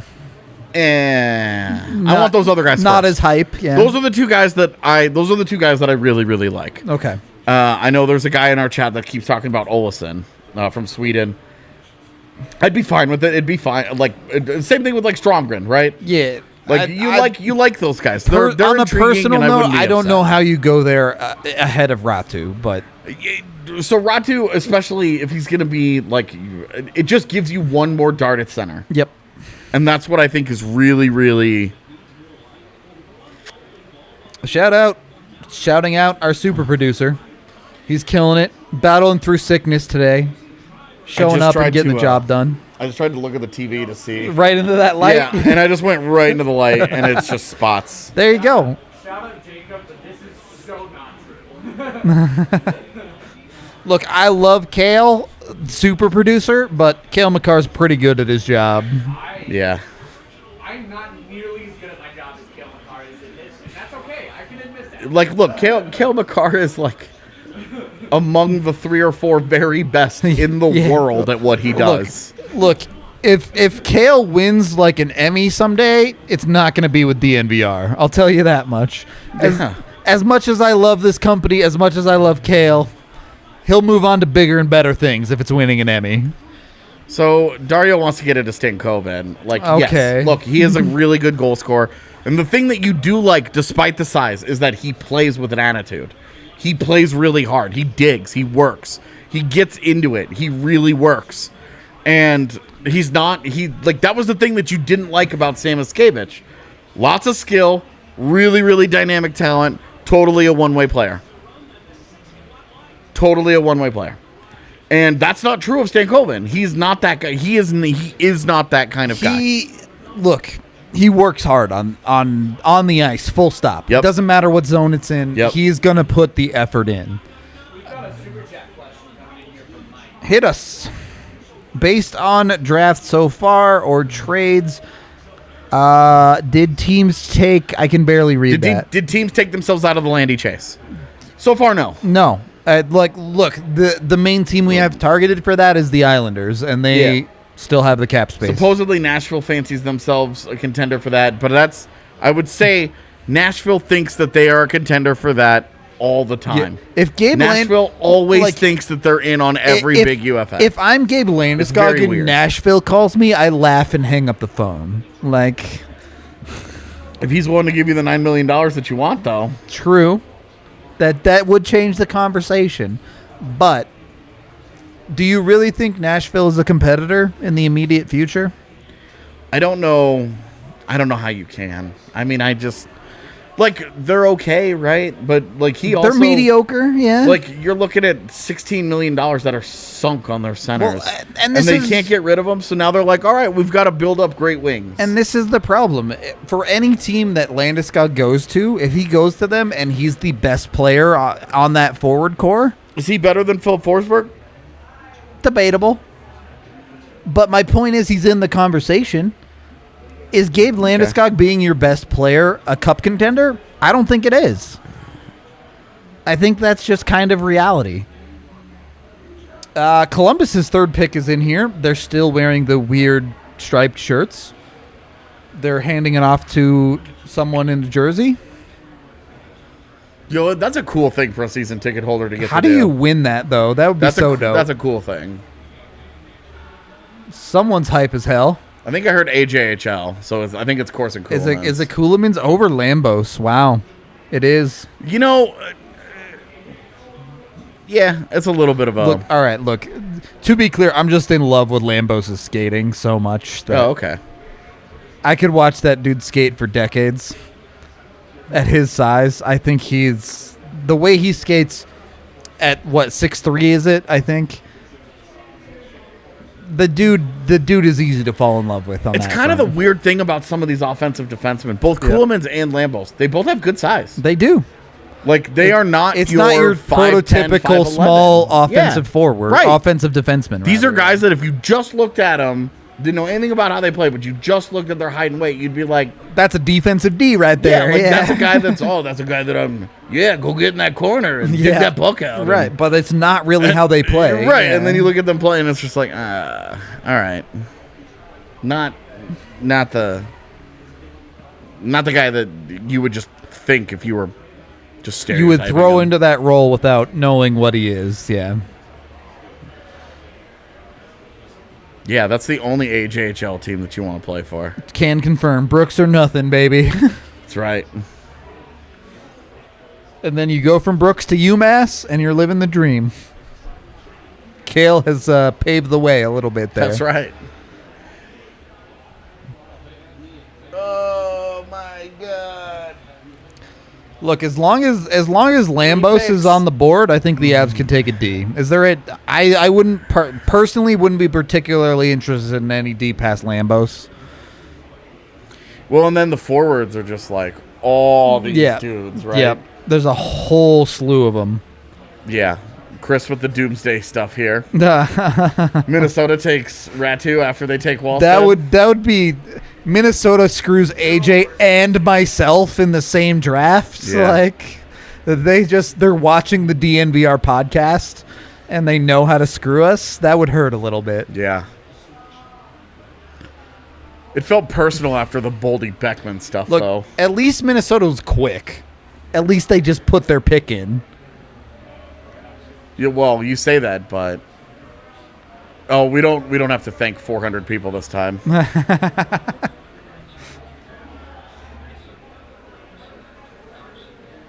right. Yep. So that's a great draft for them. Minnesota is walking out of this slam dunking, dude. I tell you. You get Lambos and Wallstedt. When you pick, you when end they up trade trading those up guys to tomorrow 20. for Jack Eichel, it's going to be a really big deal. That would be popping. Oh my goodness, that would be popping. Yeah. Okay, so Carolina picking 27, well 26 really. The Avs are guaranteed one of LaRue, Stankoven, and Ratu. Yeah. Would be interesting. Of those guys, I think they would take Stankoven. I think they also would, and I would be sad that they didn't pick Ratu. But for my own personal, making it easy to type this person's name, Ratu, please. you don't want to shout out to our girl Andy. You don't want to talk about the stank oven. No, it's more. I have to try and figure out if I have enough E's and U's in LaRue every time. That one's tough for sure. Yeah. But I would love to tweet indefinitely into the future about the stanky oven. Like, come on. Like, really though. Like, we're talking about these guys. This is our list. These are the guys we like here. Definitely. They could be. I mean, you look at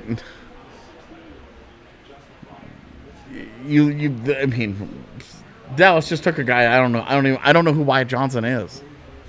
He's a guy. I don't know who he is, man. He does things that are of apparently second round value. So, which until 6 days ago, I didn't know I had to study the second round for the Colorado Avalanche. I'm not going to lie to you. This is why I don't know who Wyatt Johnston is, because I'm like, I didn't look at any of this stuff.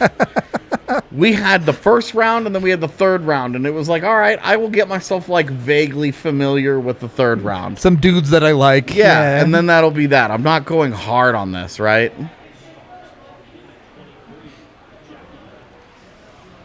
Whew.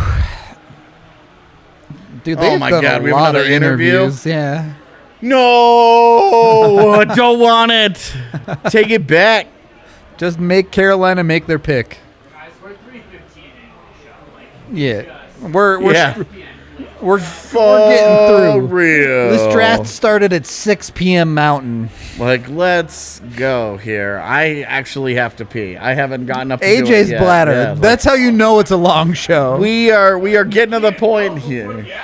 yeah, right. The Avs are one pick away now. You know, I haven't talked about it.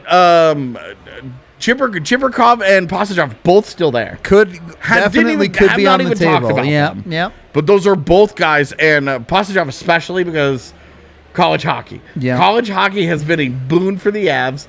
They figured out they don't have to give that dude a contract They right can away. give him 3 years in college. They can yeah. give him the contract whenever the hell they want. Yeah. That's it. Like they know with guys who are going to college, they can get away with that. Dude, did you just With- like rip a bong, Kale? Nope, just coffee. All right. With the Europeans, they can put them straight in the AHL. Yep. As they've done with 2 consecutive European first-round picks. Rantanen and Count. Yeah, so they could do that if they wanted. I just...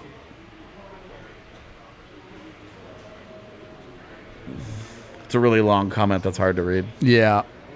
It's chat's far away from us, chat. Yeah. We do our best here, but Yeah, I know he's going to Notre Dame, but still.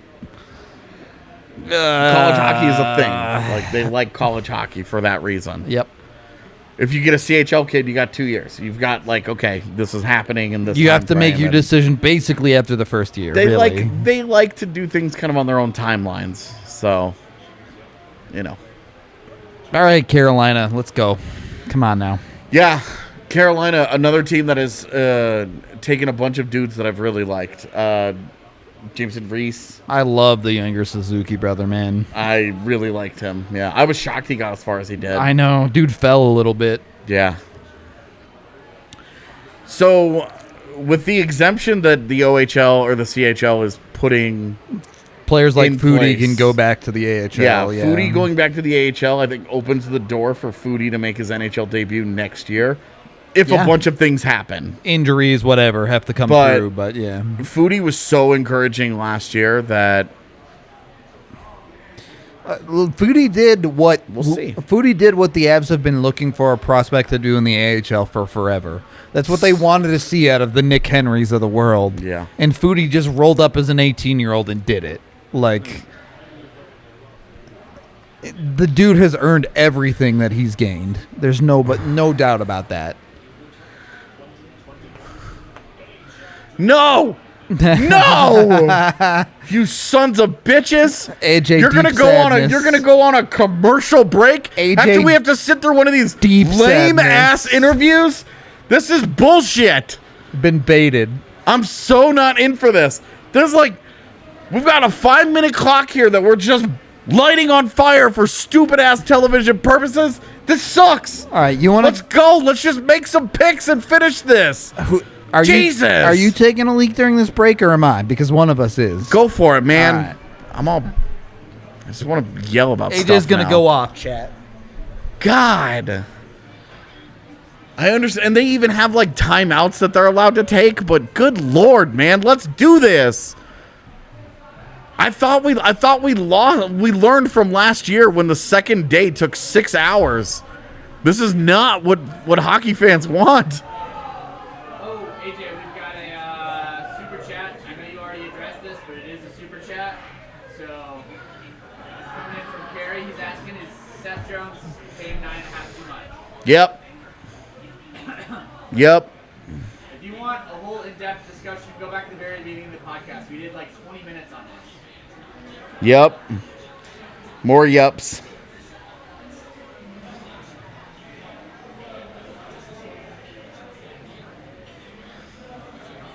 Oh my God! If this trade is the Avs moving around, I swear to God.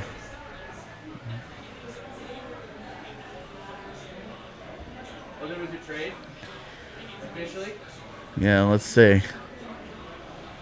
I don't know if there is or not. Can I put a trade alert up? It's just speculative at the point.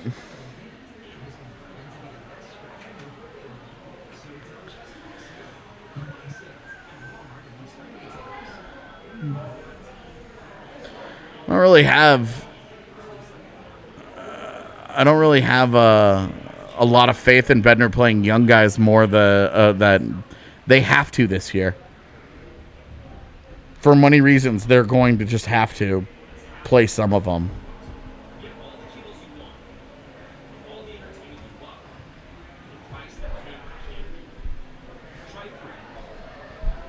All right. Dude. AJ looked like he was going off there for a second. Yeah, and then it all went away because I got bored.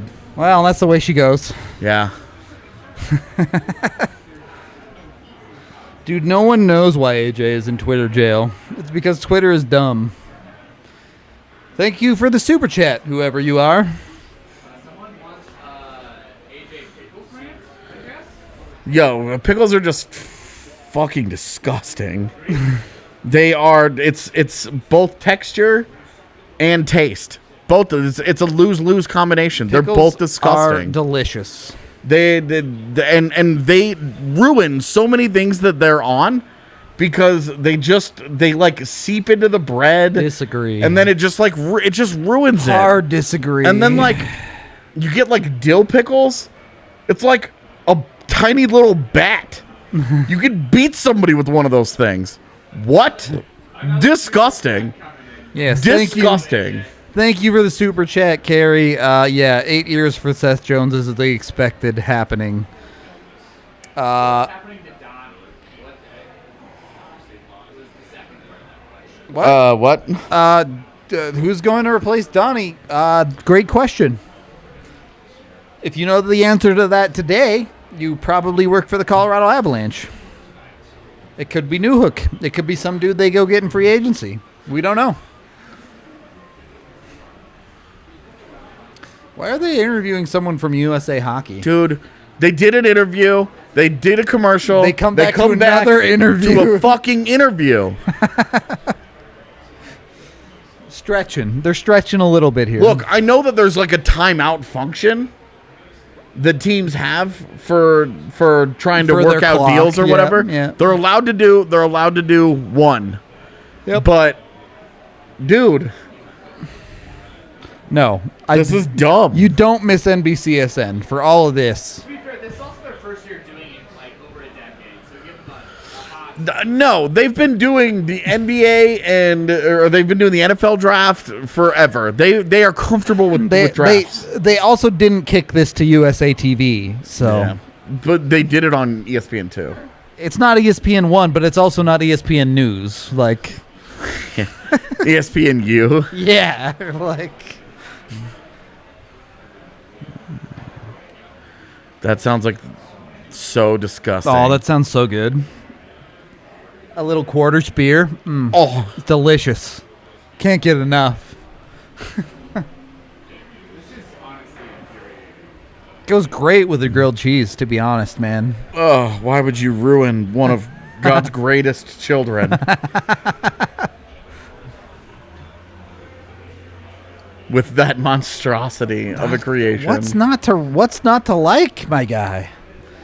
I believe I went through that list. The texture is filthy. Wrong. The taste is awful. Wrong. And they ruin shit. Wrong. Yeah, allegedly Nashville has taken this pick from Carolina. We'll see what the actual trade is for, but Nashville moving one pick ahead of a division rival here in Colorado. They're going to take Atu Ratu, and it's going to be really funny. Dude, this is going to be my legacy at DNVR, is people getting picked one pick before the Avs that I want.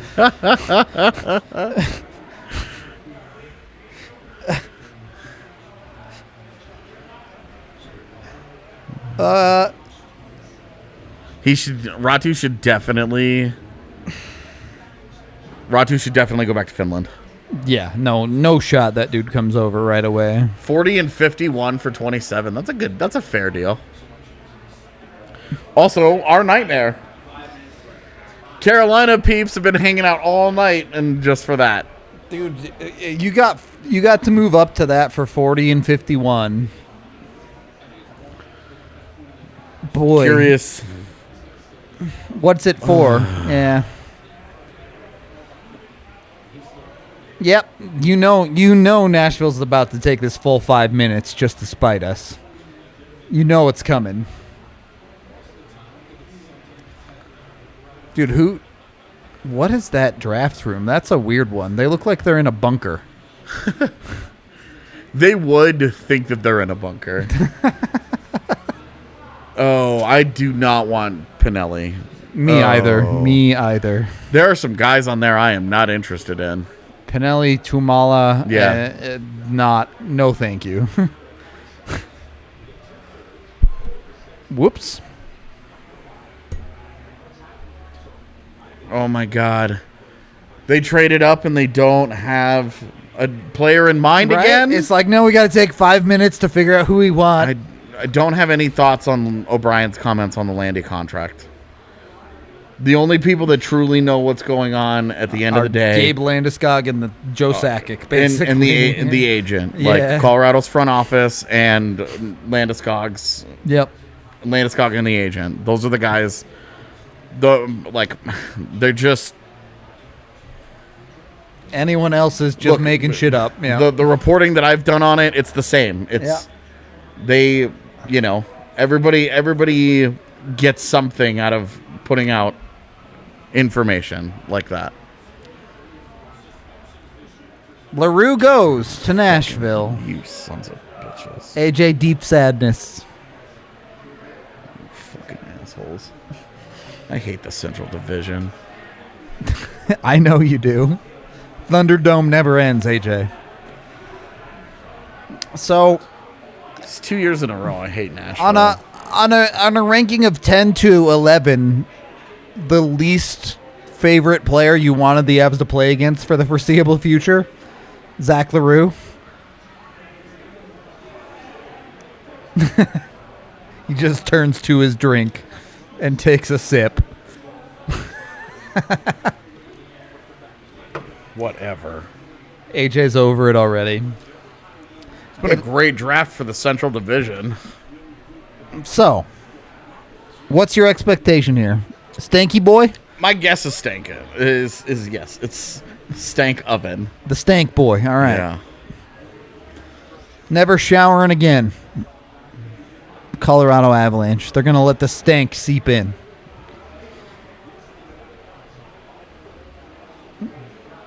So is Makar going to get 10 million or more, boys? Yeah, maybe. Sure seems like it. Someday. Yeah. Hi, Kale. Not out today. What's up? Sorry to disappoint. Allie's too busy being on vacation or something. They wedding. I don't remember why, to be honest. I'll Yeah. take your word for it. Wedding. They're in St. Louis. Don't get hyped on Ratu just yet. All right, I'm smart enough to know the Avs won't take the guy that I like. Yeah, true.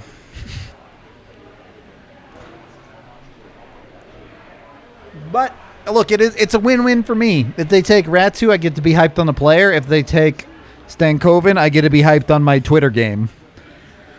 Because the stanky oven raises my Twitter game at least like 2 levels by itself.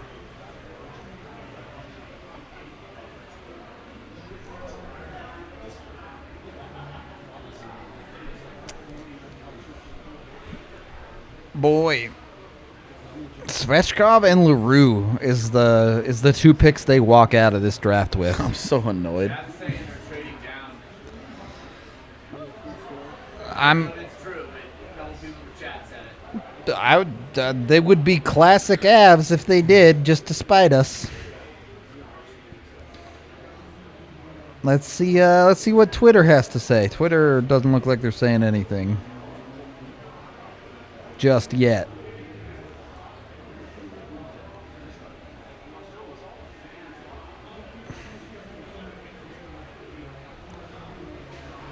Let's, boy, I don't know.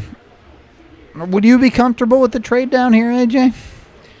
Personally, I'd be pissed off, but Outside of the fact that we've been live for 3.5 hours, would you be okay with the trade down? I mean, they either want more picks or it's more ammo for them to do something in the market. True. It's more ammo for them to do something. Do you see where they're drafting from? Yeah. That's dope. That's so cool. What? All right, well, the pick is in, so I don't think they're trading down. Don't think they're trading down, boys and girls. Sorry, people. There's 2 people in the chat. My bad. They wanted to believe, but not to be. Here we go.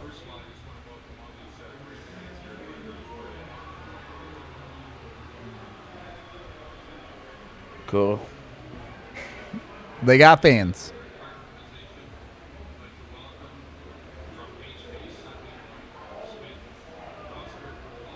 Oscar Olausson. All right. All right, so that guy's been tweeting at me all day was right. Slam dunked for that guy. Yeah, good job for him. I don't have a graphic for that. No, you don't. Yeah. You do not have highlights or a graphic for this guy because he was not scheduled to go in the first. Social media. So this isn't a bad pick. I don't hate it. I would much rather have Ratu, but Yeah, so this is very Martin Coutish. that's exactly what I was thinking. Yeah. The Avs have had a history of going extremely safe in the later firsts. Yeah, And this follows with that. he's good. He's really good around the net. He's a good skater. He's got good size. Yep. It's not great size. He's not a great skater, but he's a solid 6'1", like 190. Okay, so he's fine. But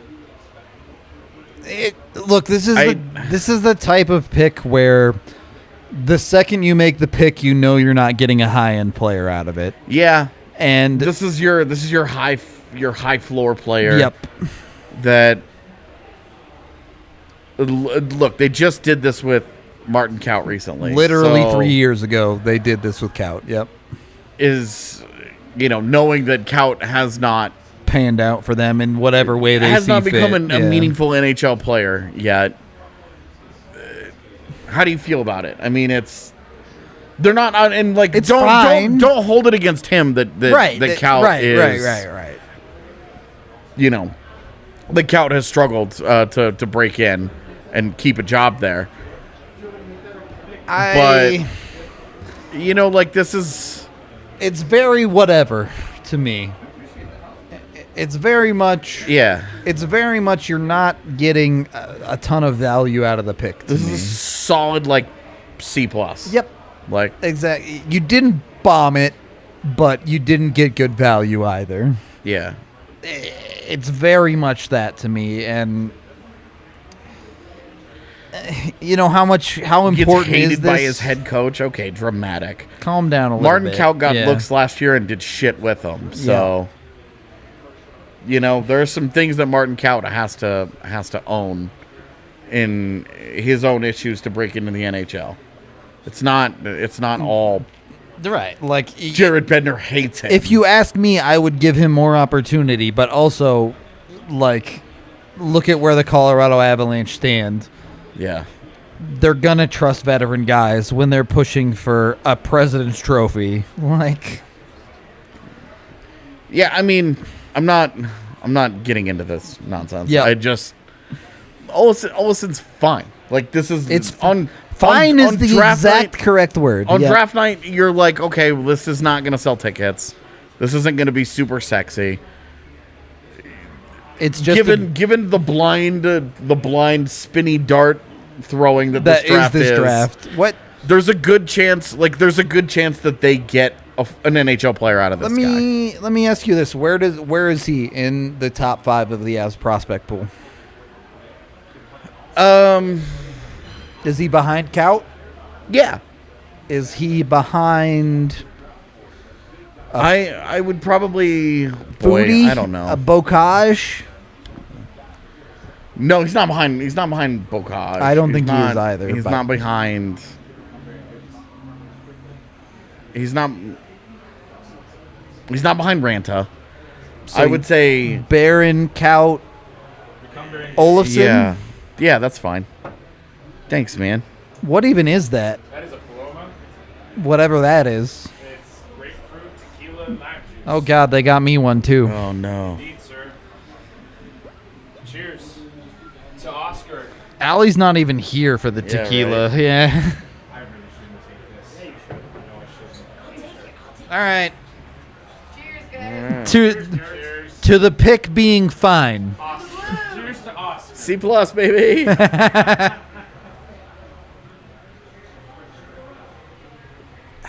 Polo. With a polo. Love it.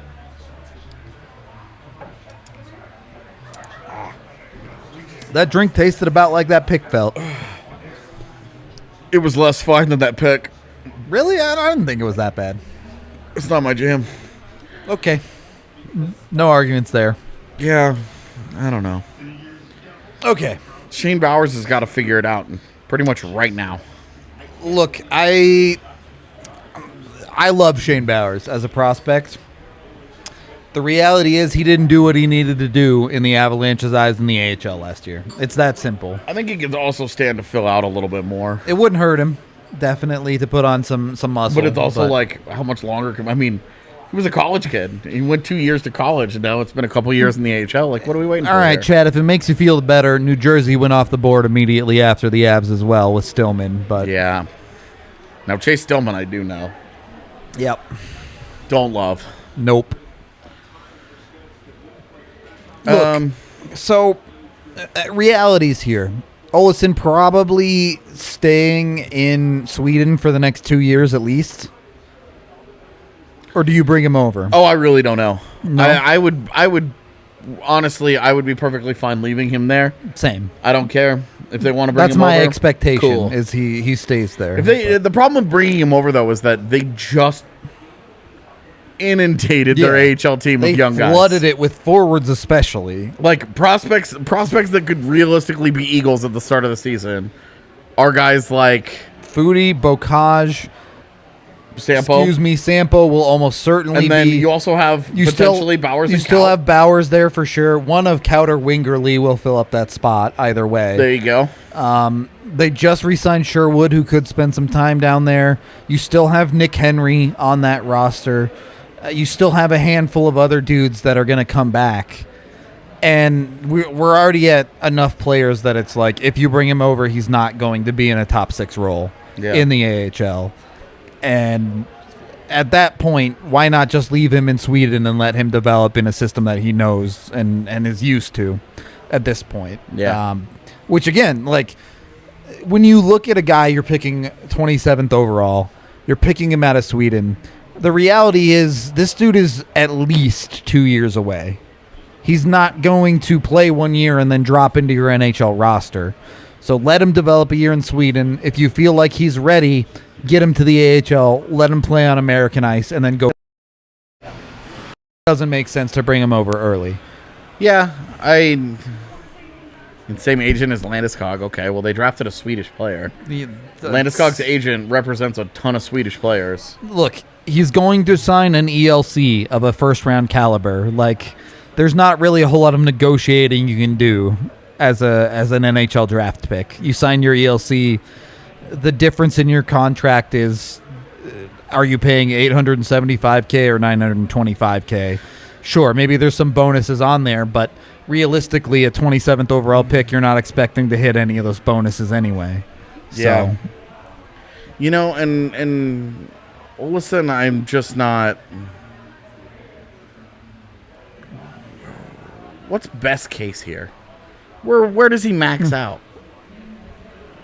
third line, probably. Jesus. I like if you get 30 points a year out of this guy, I'm ecstatic, to be honest. Really? You think it's that low for him? I do. I don't see him as even like a middle six. I struggle to see him being Really? able to step up to the second line. Okay, well, I definitely like him more than you. Okay. But I don't like. You're not in love with him or anything. It might be the difference between like I think he's a 40-point guy. Right. You think he's a 30-point guy. 10-point difference. Yeah, right, exactly. But I don't know. I want to see how he fills out physically, Sure. and I want to see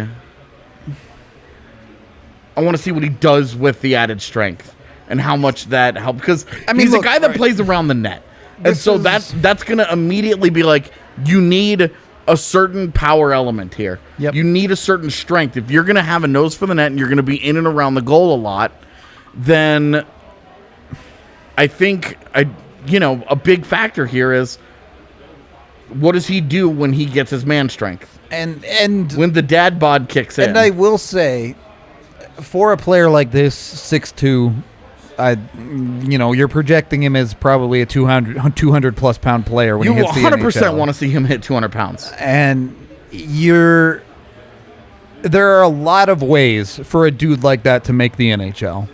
He can be a pigeon in and around the net. He can be physical in the corners. Yeah. If you get him to a place where he puts the effort in on the defensive side to be a bit of a pest to play against, dudes like that find their way to the NHL. Yeah. The question is, one, Vegas better not take Ratu. ah, It'll ruin my night. They will, dude. I'm ready. I accept this fate. Joel Colborne was a really big guy that was really soft. Yep. Really soft. He was 6'4" and he played 5'11". Yeah. Like, he's the fear when you draft a guy that's 5'7". Yep. Your fear is that you're getting Joel Colborne. yep.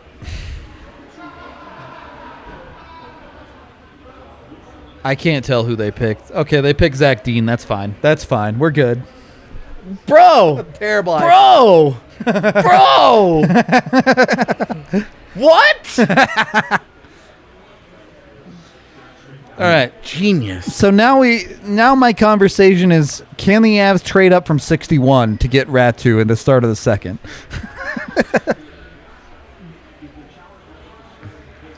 Maybe they don't have to. Just let him fall all the way to 61, baby. Jean-Luc Foudy all over again. He fell to the third. That's true. all over again. I No. would be hyped if I woke up to that, but so I mean, really, as expected, we hit about pick 25, and this draft just kind of went off. Teams just started picking their dudes. Yeah, I don't know. I'm gonna go home and I want to watch more Olausson stuff and see. This is definite for chat. If you didn't know, our plan for this draft was we're gonna do our research on guys, but the draft really begins after the Avs pick a dude, Yeah, and true. then we go hard on a guy. yeah, So, I'd like to get a video breakdown in the next few days. yeah, we'll definitely get video coverage. We'll definitely get. I'm sure we'll have a piece on it. I'm sure on Monday we'll talk about it as the Avs draft as a whole, no doubt. But expect even more coverage of specifically Oscar Olausson, but the rest of the Avs draft as well. Yeah, definitely. Gonna be fun. David Jones, a fair comparison? No. David Jones was like a really big guy who had like weirdly good skating and a really good shot. Yep. And that was like it. Yep. That was it. That was what David Jones, and it worked. His actual puck skill was surprisingly bad. Yeah, it wasn't great. Like there's a reason he fell off really quickly. Yep. But it's interesting, all these people trying to find comparables here. Stop looking for one. I saw yeah. Soderberg and nowhere near the same players That is whatsoever. worldly different. Yeah. Soderberg way more of a playmaking, wants to make the nice pass. Like, Soderberg would pass first to a fault, man. yeah, Like, and Olasson's not a guy that I'm looking for a lot of playmaking out of, but he's got really soft hands. You know what might be a good comparable here? James Van Riemsdyk. sure. Everything within 6 feet of the net. Yeah. I don't want people to think Not that he's that going to score talent 30 level. goals, But stylistically, but a guy that scores all of his goals right there. he's the king pigeon, right? Yeah. He's He's the king pigeon. yeah, exactly. He's like, I'm just picturing giant pigeon with a crown on its head. with the crown. Did you see the John Wick movies? Yes, yeah, Morpheus. Yeah, and he's like, I am the Bowery, baby, and like he's got like the pigeon in his hand. It's got like a little crown. That's exactly what it is. Yep. Oh my god! Wow, King pigeon. NHL doing Montreal dirty here. Going to commercial before one of the last picks of the first round. Funny. Yeah. So anyway, he's got soft hands around the net, and I think that's where you can look for that to be translatable. Yep. As Brad mentions, I know that his highlights are full of him bombing away from the circles. Right circle. Yeah. But that's not. I mean, you look at where some of that is. Jamie McGinn might not be the worst. I think he's got more. I think there's more puck skill. Are we gonna find out he can't hold on to the puck for more than 2 seconds? Jamie McGinn had an actual problem where when Jamie McGinn had an internal clock, except you could see it above his head, and when he got the puck, it started at 3 and it ticked down to 0, and as soon as it got to 0, if he still had the puck, pure panic. Yeah. The man would start set in to physically vibrate. Yeah. So let's say, but I don't feel like from Brad. From us anyway. I don't think it's hating on the pick. It's just a realistic expectation. We don't think that they got an all-star caliber player. We're here. setting an expectation of does this guy have a pretty high ceiling that you can see an NHLer out of? Absolutely. This is also one of those guys. There's a couple of people. Craig Button, I know, was one of them. Yep. That had him really, really high up there. Yep. Loved a lot of his game and blah, blah, blah, blah, blah. Some people that just swear by it, he's going to be a great goal scorer. There's always some cats like that, right? Every year. They exist, where you have those guys where a couple of scouts were love this guy, right? There are the Jamie Benns of the world, where you get every inch out of your size, where you learn to play the rest of the hockey game from further than 6 feet out from the net. Right. But for the talent that he has shown right now, today, it's hard to see high-end skill coming out of that guy. Is it hard to see high-end skill? It is.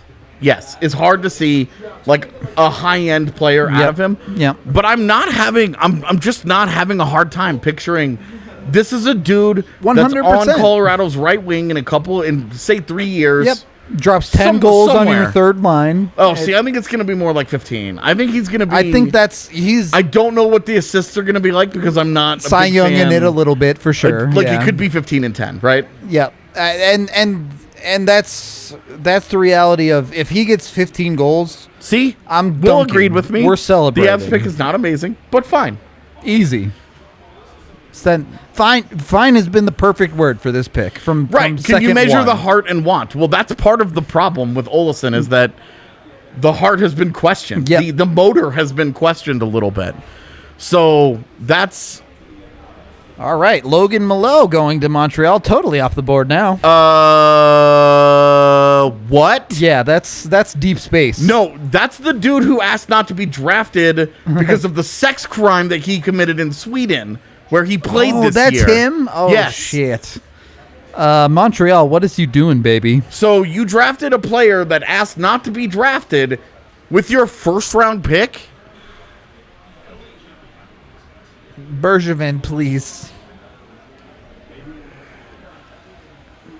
All right, so compared to that, that's that guy. Yup. Are we feeling incredible about Oscar Olausson compared to that pick? I mean,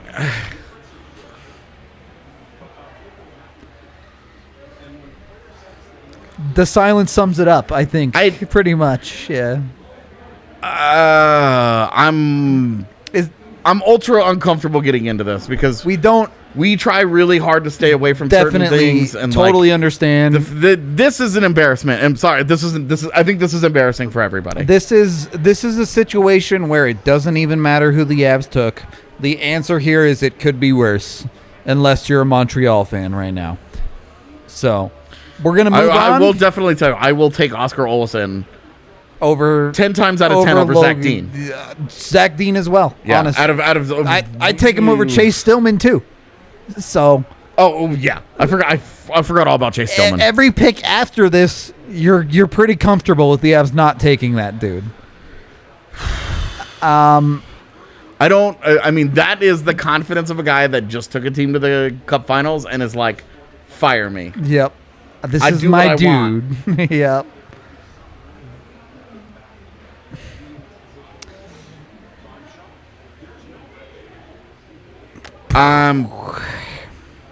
This is... God, do I not want to get into this. We don't have to.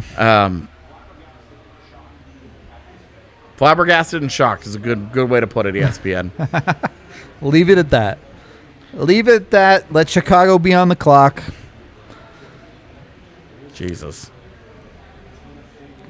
There is... Look. Gary Bettman has got to be so pissed. They forced Arizona to rescind a pick last year. They didn't force them to. They like public opinion bullied them. They into highly it. recommended. I say bullied them and rightfully so. Yeah, totally deserved. People were like, what is this?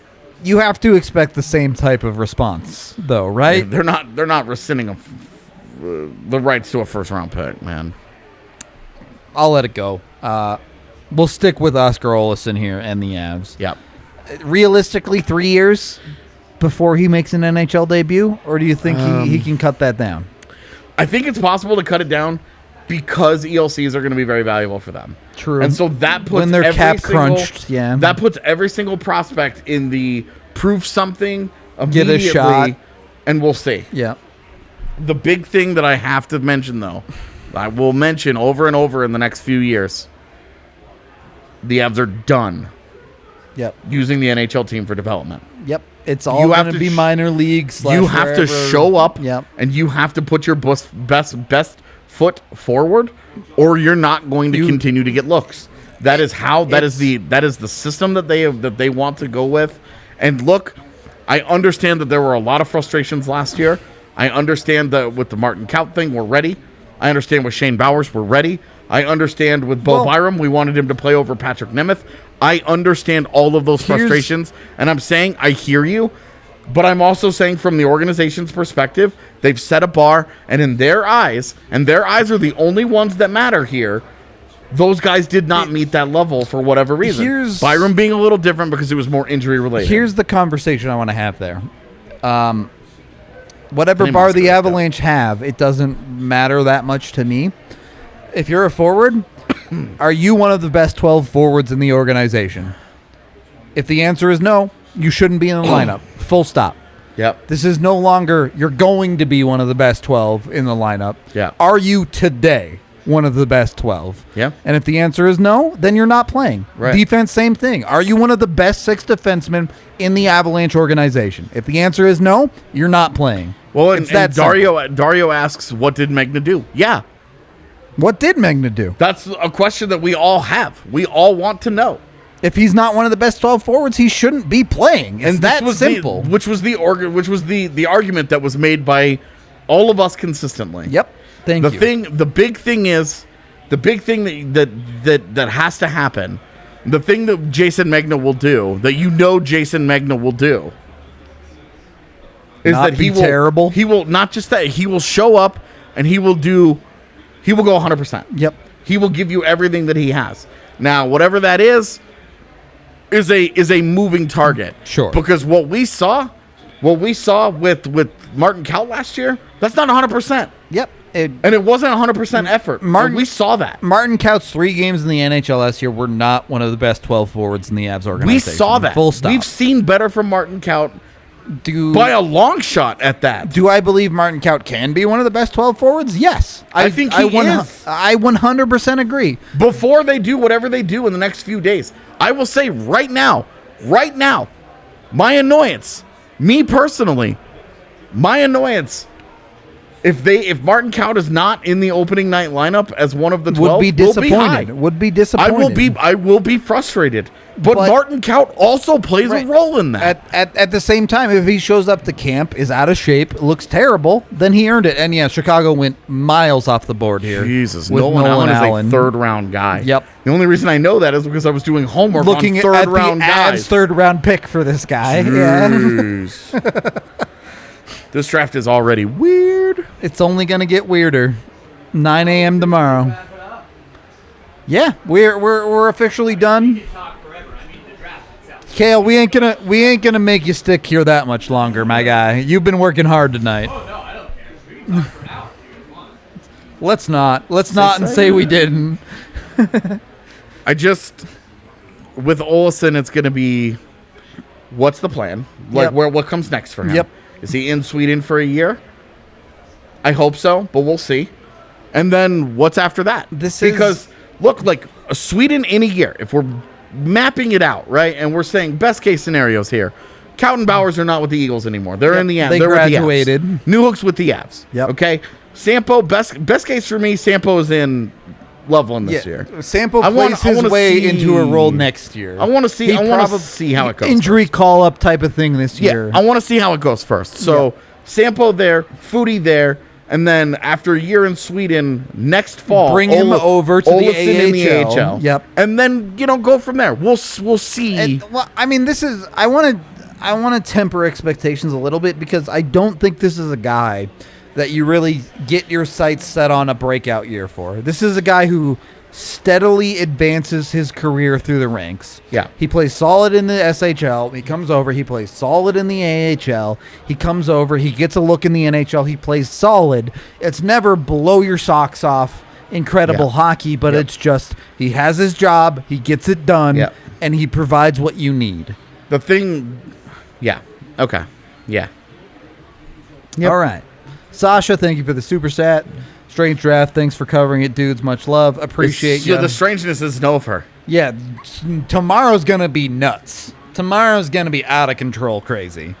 Kovalenko. Tell everyone we're not live during the draft tomorrow. Yep. But we're live for a recap. We will be tomorrow post-game show of the draft. Tomorrow afternoon, hopefully, and we will have some in-depth stuff on each of the guys. We're gonna do a little. We'll dig in. We're gonna do a little digging people. on these cats so that when we go live, it's not just like total- here's what you heard on the show. yeah. Like here's what you heard watching the draft, and we will just repeat it. Not what we want to do. Want to get some video stuff up on Olausson. Yep. I don't know. Tomorrow, them having a second round pick Change makes our lives plan a little bit makes our lives a little bit harder, but yeah. makes the draft a little more fun. So we'll see. It'll be a fun weekend one way or another. We'll get stuff up, but I guess that's it for tonight. It's been 3.5 hours. So thank you everyone for watching, listening, however you consume the pod. I'm going on my 7th hour here at the bar. Yeah, AJ's been vibing since Online with D-Line. Online with D-Line felt like yesterday. We're out of here. Thank you so much again. Hope to see y'all tomorrow afternoon for our full draft recap. Until then, we love you all. Go buy a yacht. We'll talk to you next time.